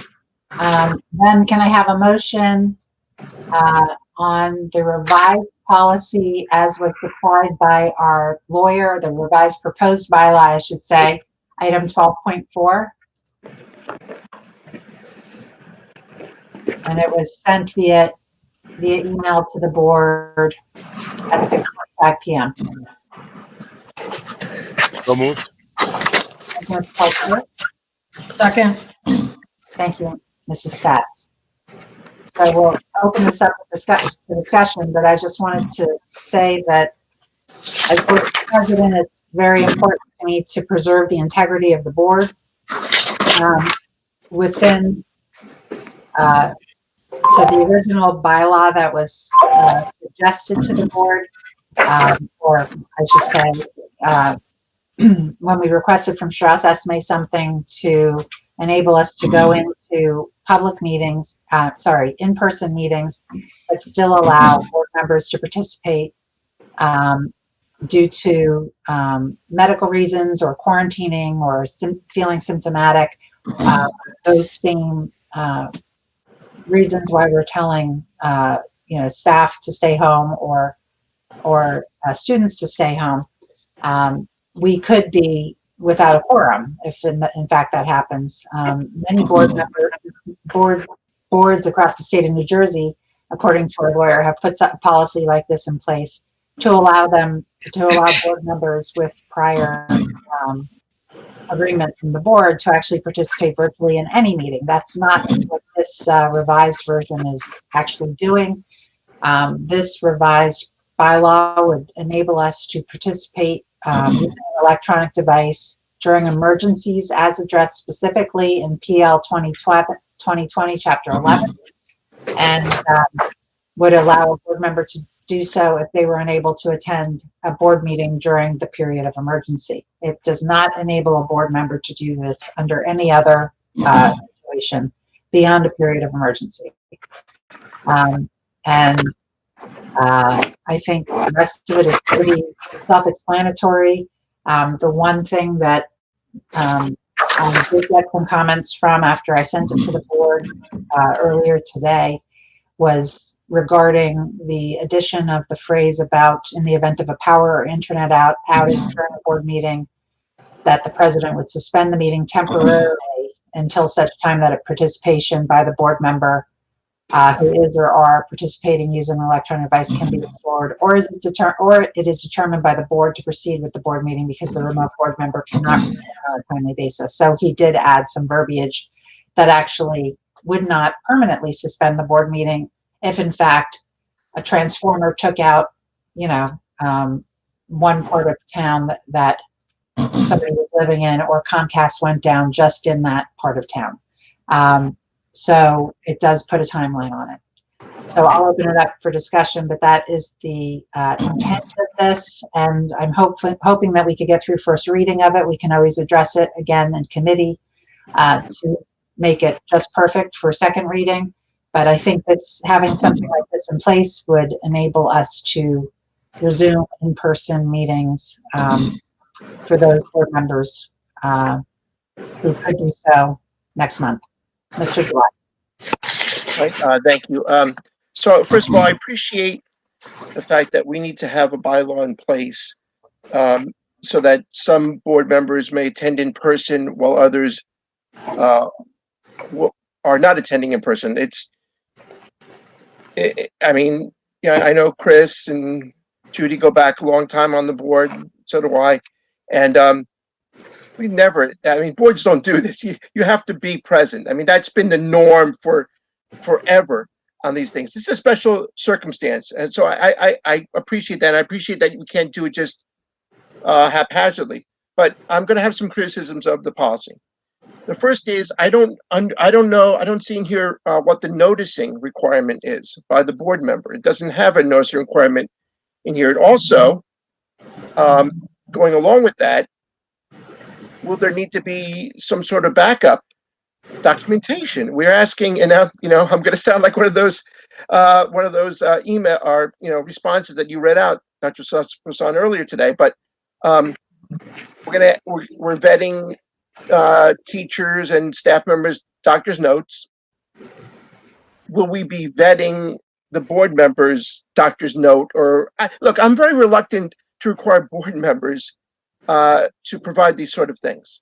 They're ultimately a board member. If people don't like what they're doing, they'll vote them out. That's the consequence for board members. But this is a special circumstance where it seems like we've got where we're vetting doctor's notes, but then having something like this. I would suggest that we do something about a noticing requirement, and also that I don't know when this emergency ends. I don't know. I know you were, Mr. LaPierre put in there referencing the state law, but I'd like to see a policy like this be revisited like every 60 days or something, where it sunsets, and we have to adopt it again based on changing circumstances. Because I can see something this just going forever. There'll always be some COVID around, maybe for 2 or 3 years. So those are my two suggestions: a better noticing requirement and maybe a sunset requirement. Thank you. Thanks, Mr. Collette. So I have no trouble with the sunsetting requirement that we could reevaluate in a period of 2 months. I think sounds reasonable.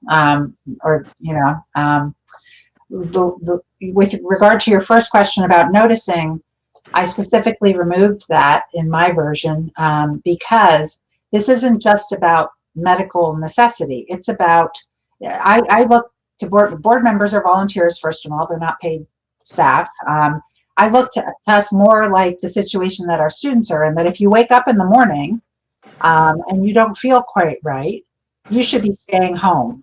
And so requiring a 5-day notice or something like that is really not going to stop, especially if there's an important, we have had an embarrassment of riches this year with regard to board member participation in meetings. I can't remember the last time a board member was absent. That is absolutely unheard of from my time on the board from 2012, until really this year. Maybe last year we had. The year before. Yeah, we've been doing well for a couple of years. I mean, I think we're on a very long stretch here, and I appreciate the commitment that board members have. So that really was the intent, was to allow people who didn't quite feel up to it the same opportunity that others would have, students would have with respect to joining their classes virtually if they didn't feel up to it that day. I hear the criticism that, boards should be held to the same standards that we're holding teachers. There are some who may have medical requirements that would meet the same standard. But I do think that it goes beyond that with regard to either you're quarantining and shouldn't be around people because you were exposed, or that you were in fact waking up with symptoms. If somebody wants to require,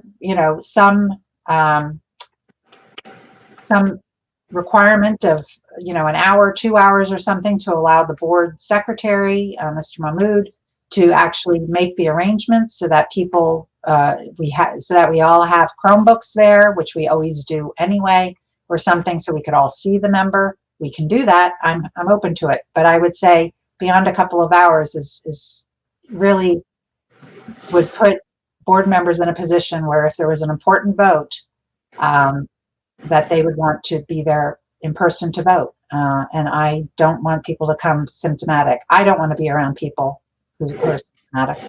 Yeah. Can I just follow up quickly? Sure. Just to be very quick. No speeches anymore. I'm too tired. Yeah.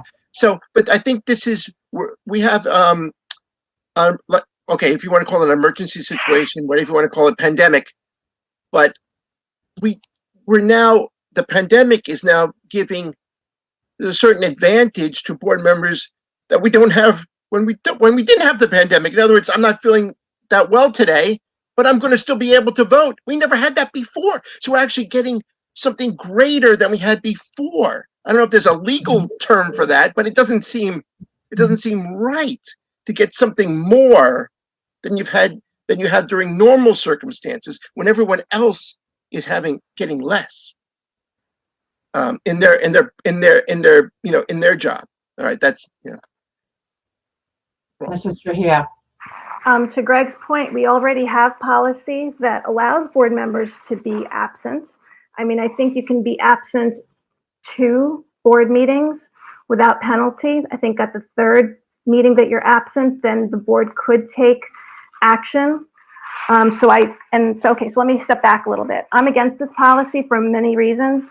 One of which is that I do believe that it's important for us to meet in person, and it's important for us to face the public and their criticism and their feedback in person. So I really feel like it's not fair for board members, especially when I see the iteration of how this policy came to be. I mean, the first iteration of the agenda, and I recognize it's not what the final version is, but it was basically about, can you hear me? It was about, like, there was a lot of Oprah challenges that I was not comfortable with. So I had sent you my comments on that, and so that part was removed. The second part was, okay, so then the second policy that you sent, it left in the due to a medical condition. So then the version that Vic sent removes that line. And actually, I was going to say that the first line of this policy, so recognize the board member may be unable to attend a board meeting. You mean an in-person board meeting, right? Because yes, right. Okay, so it should be an in-person board meeting. But then I referred back to 2020 C11, and I guess I'm confused because I feel like that pamphlet law, PL, already covers this. It says that it allows a public body to perform any of the following by means of communication or other electronic equipment. And then the Department of Community Affairs had a memo back in March that spelled this out very nicely, where it said that public meetings may be held in person or by means of communication equipment to include streaming services and other online meeting platforms. So I feel like that already covers, we can meet in person, people can call in, it's covered under this pandemic kind of thing. So I don't feel like we need an additional policy, because I feel like we're going down a rabbit hole where we are not going to meet in person again. Like, I'm really concerned about that. Yeah, the intent was not to not meet in person. It was the exact opposite. And Mr. LaPera, maybe you can respond.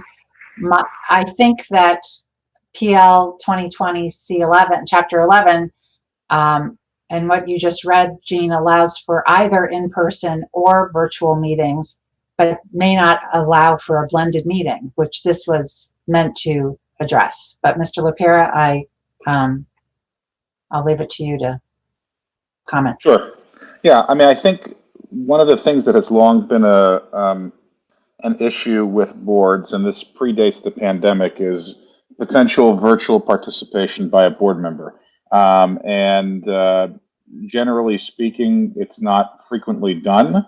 You certainly couldn't have a fully virtual board meeting where every board member participated virtually prior to the pandemic, right? And Public Law 2020 Chapter 11 essentially confirmed that during the period of the pandemic, or not just the pandemic, but a state of emergency, public health emergency, or state of local disaster emergency, boards are expressly permitted, public bodies, not just boards, are expressly permitted to conduct meetings by way of telecommunication equipment. So then when you resume in-person meetings, then the question is, can board members participate virtually at those in-person meetings? So this has come up in the past in other school districts where usually it was limited to situations in which you wouldn't have a quorum, for example, in some school districts. In other school districts, they were more flexible. Certainly, if a board member had a disability, that could be potentially an ADA accommodation. Keeping in mind that when we talk about reasonableness of accommodations, you don't have board members who need to supervise anyone, including young children, right? Which is unlike a teacher. It's not apples to apples there. So that could be something that would be required. And as Mr. Heo points out, yes, there is a provision that allows board members to, I shouldn't say allows, let me rephrase that. A board could potentially seek to remove a board member if they fail to attend 3 meetings in a row without good cause. Now, good cause might be disability, for example. But the idea of having the ability to participate via some type of conferencing equipment, whether it's audio or video, at a meeting that is otherwise being held in the public is something that you should have a policy about that sets forth the framework. So I think that it's worth having a discussion about and consideration about under what circumstances will that be permissible, right? So in circumstances in which, for example, it might result in the lack of a quorum, then it might be permissible. Or you might say, no, in that scenario, we're just going to reschedule. And if we don't have a quorum, we don't have a quorum. Probably not going to happen. It hasn't happened in recent history. It's been quite some time since we didn't have a quorum, probably a year or more. But that can happen. Or it could be when you have a board member who has an illness who wants to participate. I think that the issues that most boards have is that they don't want to allow for individuals who happen to be away and can't make the meeting without seemingly some type of quote unquote good reason to just dial in and participate that way. And plus, in the past, there were also issues with regard to how that participation looked and whether or not people would be able to hear the public or whether they'd be able to see documents. I mean, those issues were much more significant in 2015 or 2010 or 2005 as opposed to now, where it seemed, we are able to have virtual board meetings and people can participate potentially in a blended way. So that's the purpose of the policy, is to give you the ability to, when you resume in-person meetings, to give board members the ability under certain circumstances to participate in some virtual fashion. Now, keep in mind, if you're going to have an in-person meeting, realistically speaking, you need to have a quorum well, you would need to have a quorum period, but ordinarily if you don't have a quorum in person, the way that it used to be prior to the pandemic, if you had a policy, you would be in a position where you could allow someone to participate remotely and therefore have a quorum, right? So that's kind of what we're talking about here. So in terms of the allowing for some type of blended participation. But what I think the board needs to kind of grapple with and figure out what they want to do exactly as a whole is under what circumstances will we permit board members to participate in a remote fashion, and delineate what those circumstances are. And then once you kind of come to an agreement as to what those circumstances are, then you would make sure that your policy matched up with that. But that's the general framework, because in the past, because there are, I believe that the State Board of Ed, for example, I think that if I recall correctly, they do have board members participate remotely, and they too are subject to the Open Public Meetings Act. You know, those are considerations that I think that need to be thought out. So this is the first iteration of this policy, and the concept was, as I understand it in the conversations that I've had, to permit it at least during the period of the pandemic when you resume in-person meetings, if there are individuals who, for whatever reason, cannot attend the meeting, presumably for medical reasons, but I think hypothetically it could be for other reasons. But of course, that's what you can go through and as a board determine what those reasons should be. I think for medical reasons, depending upon the nature of the disability or the medical reason, it might be a reasonable accommodation to allow for that. Again, because it's different than just like you might have positions in the school district that are different, where people might be able to virtually do their job at home because they don't have any student supervision duties or are not teachers or are not aides. There are other positions that might allow for that, but so too with board members. Thank you, Mr. Lapira. Before I take any other comment, I note that it's after 11 p.m. and I believe we're supposed to vote if we want to continue for 15 minutes after 11 p.m. So Is it 11 or 11:30, Lorraine? I don't know if it's 11:30 or 11. I have to look at the policy. I believe it's 11, but I'll make a motion right now to continue to 11:30, and hopefully we'll be in executive session by then. Yeah. Second. Thank you. All in favor? Aye. Aye. Anybody opposed? Anybody abstaining? No. Okay, good. So continuing on with the proposed bylaw 10155.1. So I heard a couple of things. I heard sunset it. I heard potentially qualify the conditions whereby somebody could participate virtually. And I heard something about notification prior to the board meeting and what people would want to do. Mr. Pulsifer. I think we need to make allowances for certain scenarios that would come up. So I think this bylaw is critical. We talked about medical situations that may have existed before, but also you may be quarantined through no fault of your own. And I don't think that should be disqualification from your ability to participate in a board meeting when, you're not being allowed to participate as opposed to choosing that. If somebody goes on vacation, I don't want to hear about I can't make it, but if you're being quarantined, you're being told you can't go. So I think we need to allow for alternatives like that. I guess one question I have for this, though, Vic, is that if we're looking at a mixed mode for board members, what does that imply about allowing a mixed mode for the public? Do we need to put something in here about still accepting comments sort of live like we did tonight? If we're going to allow board members to be remote, don't we need to also allow the public to comment remotely in the context of the meeting to be, in fairness to the public? Well, certainly if it's if you're having a completely virtual meeting, you do have to make provisions for public participation. Well, you have to make provisions for public participation no matter what, right? Right. But if you have a partially if you have a fully virtual meeting, then obviously we know what we need to do for that. If you have a in-person meeting with some members being permitted to participate virtually, I don't know that members of the public would get the same type of accommodation, saying that everyone can dial in or whatever the case may be. But I do think that what you will need to give some consideration to is, like with some of these mixed meetings, is are we going to allow the public to dial in and make comments in that fashion, especially if you still have a space limitation, right? I mean, as I recall right now, Executive Order 173 says that you can't have a gathering of more than 25 people indoors, and maybe that will change by the time September 14th rolls around and you have your next meeting. But, obviously, when you include the board members and all the various other people who are members of the administration, so forth and so on, you're looking at close to 15 people. So that means you can have 10 members of the public, right? Regardless of the size of the room. So you will probably have to make some provision to have this kind of blended meeting with the ability of the public. But I think once you return to regular board meetings, then I don't necessarily think that there's any obligation to do that.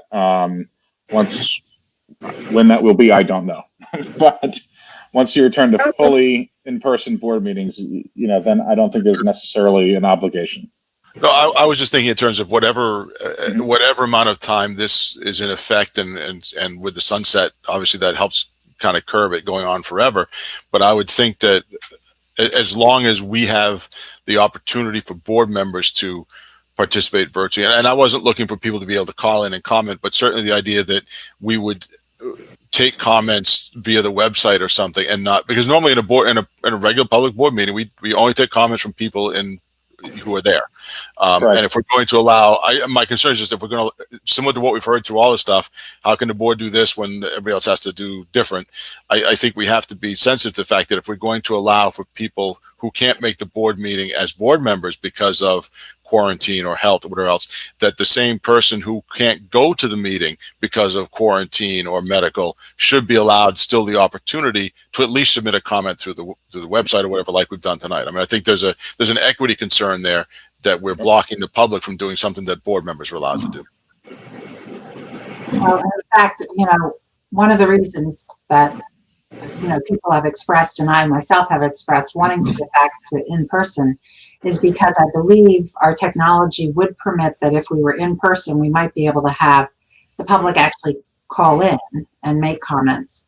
And if we didn't allow board members to do that, then in fact the public would have more access to the board than the board members. So, I think that there is good reason to do this. Again, it is meant to protect the integrity of the board and to ensure that we have a quorum for all of our meetings. And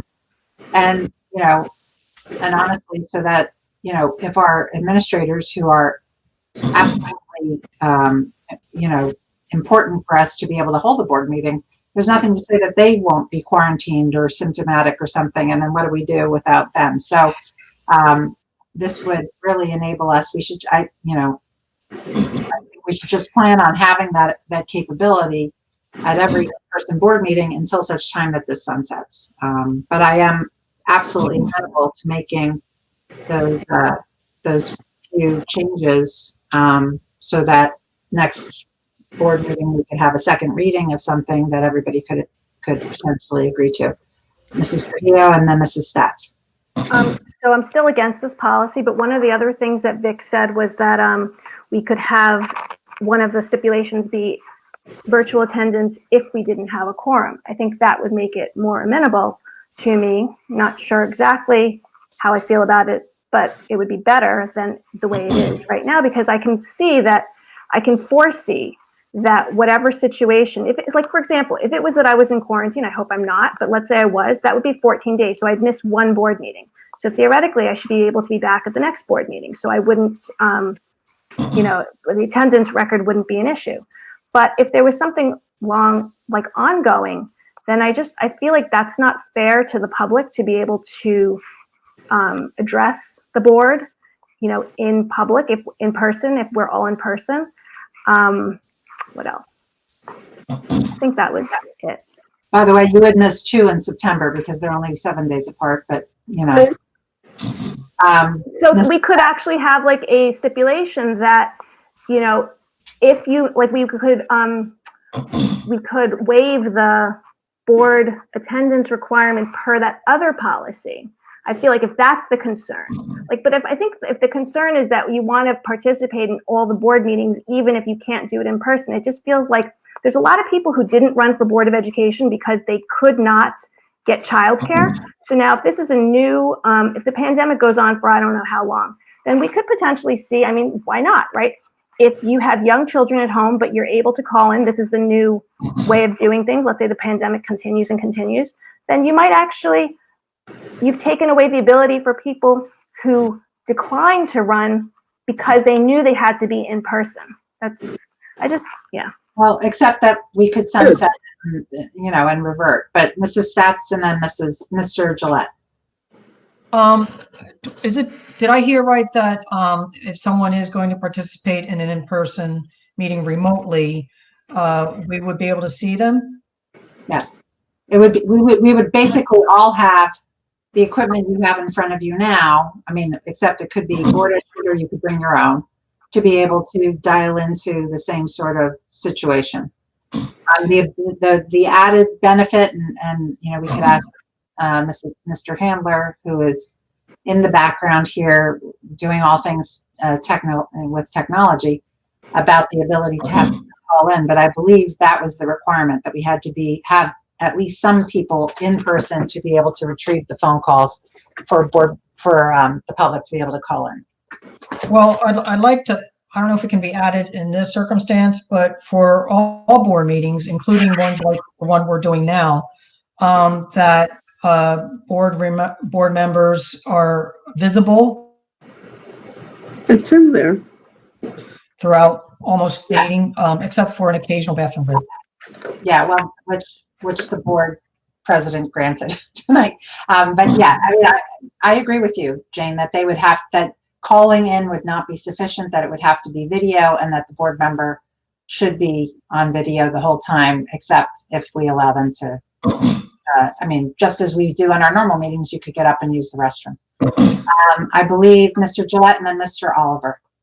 Yeah, so just real quick, I don't think Jean's concerned about the missing meetings comes into play at all.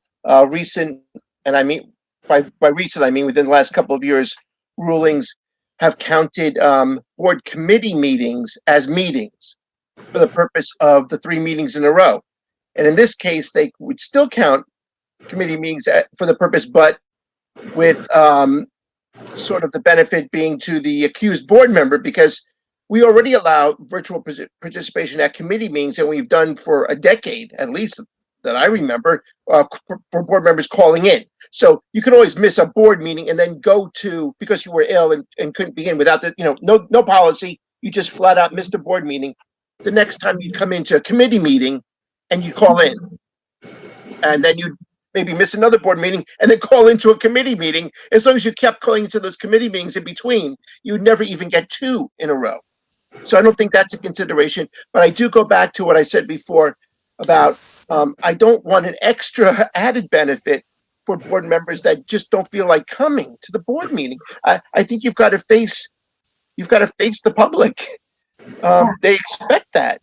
So I think, Lorraine, I think you are sensitive to that. I think that's why you said that, you know, maybe a sunsetting provision in this where we'd have to revisit this based on current conditions of what the pandemic is, maybe in 60 days or something. I appreciate that. That would help me with this a lot. Thank you. Great, thanks, Greg. John? Yeah, unfortunately, it is necessary, and Greg, you bring up a great point that it needs to sunset. But I use an example is, you know, if you have to travel for business and you may have to go to Delaware, you may have to go to Maryland, or you're going to a quarantine recommended state, you're not giving a board member the ability to attend the meetings. And in fact, if by the luck of the draw for work, he has to travel to those places, he may miss 3 meetings and then face repercussions. So, I think this is a specific agenda item that we're trying to put in to accommodate board members in a very, very difficult time. To the other point, I mean, I've been booted out of this meeting like 5 or 6 times, and I know, Judy, you probably experienced the same thing because we live very close. Our Yes. internet and network here stinks. So a lot of times I have to take myself off video because I start to lose the voice. And then if I take myself off video, then I could hear. So, we can't be, we're learning this on the fly. So we have to be sympathetic to everyone's needs and the equipment that they have and the section of town they live in. I try to keep my face on camera as much as possible, but tonight I had to go off it numerous times just because of losing that internet connection. And I know Vic's experienced that same thing in the past where he had to take his face off. So, again, I think the intent here is really to help everyone, but we just need to be a little bit kind of sympathetic towards it because we're learning this on the fly. Mr. Pulsar. First, I just want to add to Greg's point about remote attendance to committees, including people calling in from Europe. Just to put some scope on that. Look, I think, and a couple of people already said this kind of, these are special times or different times. I think we have to say, do we want to make sure that board members have the opportunity to attend when something that is, pandemic related effectively and is out of their control has put them in a position where they may not be able to attend? I think we should.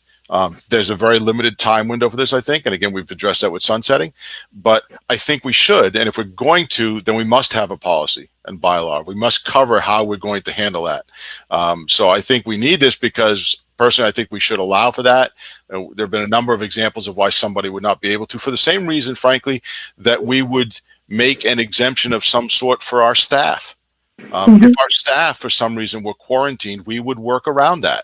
And we've already talked about that. So I think certainly it's not asking too much to allow the same for board members, given the restrictions of, the video presence and such. And we obviously have the control of it. But I really think we need to allow board members to be part of the meeting in this strange time. And if we're going to do that, then we have to have a policy that dictates how we're going to do that, because that's how we operate. So that's why I think this is an important policy, bylaw, whatever this is, bylaw. Okay, Mrs. Haas and Mrs. Satz and Mrs. Haas. Sorry, I think Mrs. Satz. I just want to emphasize that with the pandemic, there are more. We're encouraged to not go in public for even minor health issues. Whereas, a year ago, I'd go to a meeting if I had a cold or any, a cough or whatever. But now we're really encouraged not to do that. So I don't want to have someone feel obligated to ignore something like that and come to a meeting where they could be endangering themselves or others. So I agree with the policy as written. Thank you, Mrs. Satz. Mrs. Haas? Yeah, I'd just like to say that I agree and appreciate the policy. Honestly, I think at a time like this, if the public's not going to be joining us at any of our school buildings, given the capacity requirements, and I think it's a false concept that because you want the public in, everybody needs to be there to face them. We face the public every time we walk into ShopRite. And quite honestly, I think it's so much better for the board to be 9 members talking together about important issues at this time than to have 5 members, or God forbid 4, because people are taking care of various issues that they may have. What I would like to know, though, is, especially if we're going to do this for the next meeting, what is this going to look like? Where are we going to be? How far apart are we going to be sitting? How would you bring somebody in? Because I can't find it right now, but there was a provision in there. I don't know if it got crossed off, but it said that, anybody participating virtually would need to be able to be recognized by the board president to make comments, questions, and fully participate in the meeting as if the board member was present at the meeting. And that all comments, questions, votes, and other aspects of his or her participation would be amplified for those in attendance at the meeting and can hear his or her participation. I would like to know what that would look like. I believe that would look like, from what we discussed previously, I think what that would look like is that we were all sitting in a space together. I'm not sure exactly where that space would be, but it obviously would be determined by Mr. Mahmood and the Buildings and Grounds personnel ability to supply such space. But it would look very similar to what the very sad board meeting looked like. That was our last board meeting, which was, it was basically, that one was just Mr. Mahmood, Dr. Antunes, and myself, separated by at least 6 feet, with Mr. Handler in the room as well, separated by all of us by 6 feet. In which case, you would have 9 board members, up to 9 board members, separated by 6 feet. We would all have our devices. Whether people could determine whether or not they wanted the school to supply a device, or whether or not they would want to bring their own device. I would prefer to bring my own device. Everybody would need headphones so that we could hear the person on the phone, or on the, we would be looking at a Google Meet or something similar to this so that we could see the people virtually. We may need to invest some money to make sure that we can buy the equipment we need for the dialing capabilities for the public to call in. Unless we want to limit it to 2 calls at a time, which is all our system permits. We would be sitting somewhere together, 6 feet apart. We would have masks on. That is, something that we all have to consider, that, we're going to be speaking into our computers with our masks on, and, that it might be a little muffled. So wear a mask that fits and that you can speak with on. But it would be 6 feet apart. And would there be a camera person? Would Kaz be there taking film of this? How would it be recorded? I believe it would just be the Google Meet that we are experiencing now, but it would be, or we may have to, and I have talked to Dr. Antunes. I know the district has not allowed Zoom for our teachers to teach our underage students, but Zoom does have, potentially an additional capability to show each person as they're speaking a little bit more than the Google Meet. And so, we may do that, or we may do Google Meet with live streaming and have people call in to a separate phone line. But Mr. Handler would be in the room with us to be able to run that phone system at the same time. We could determine whether or not we wanted Mr. Lapira in the room with us or virtual, and our other administrators who usually come to meetings, like Mr. Callahan and Dr. Feltry, whether they would be in the room with us or virtual. So we would be going through all of this in order to look like what we're doing right now. With the public seeing us, yes. Okay, but we could accomplish that with a Zoom meeting.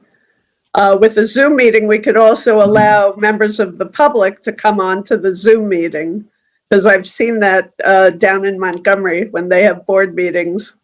Their members of the public actually come on. You could see them. They could, see the board, and they make their comment, and then the next person comes on and does that.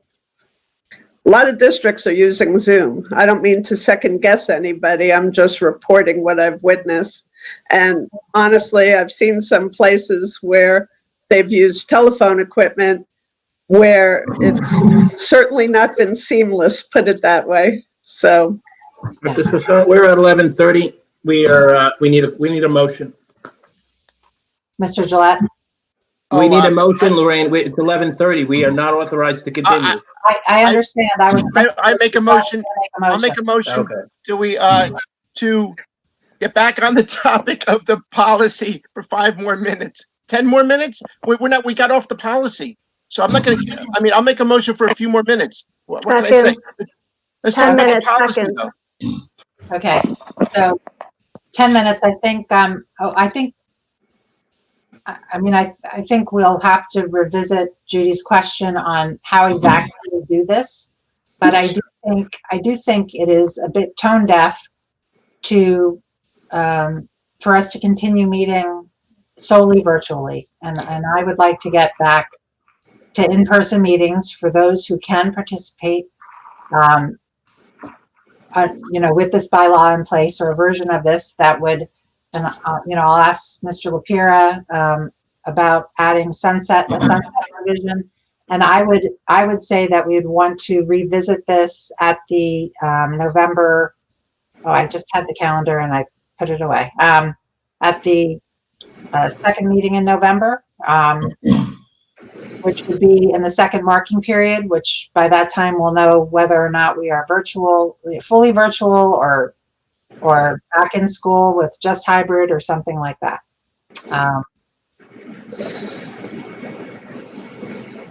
That would be the 23rd.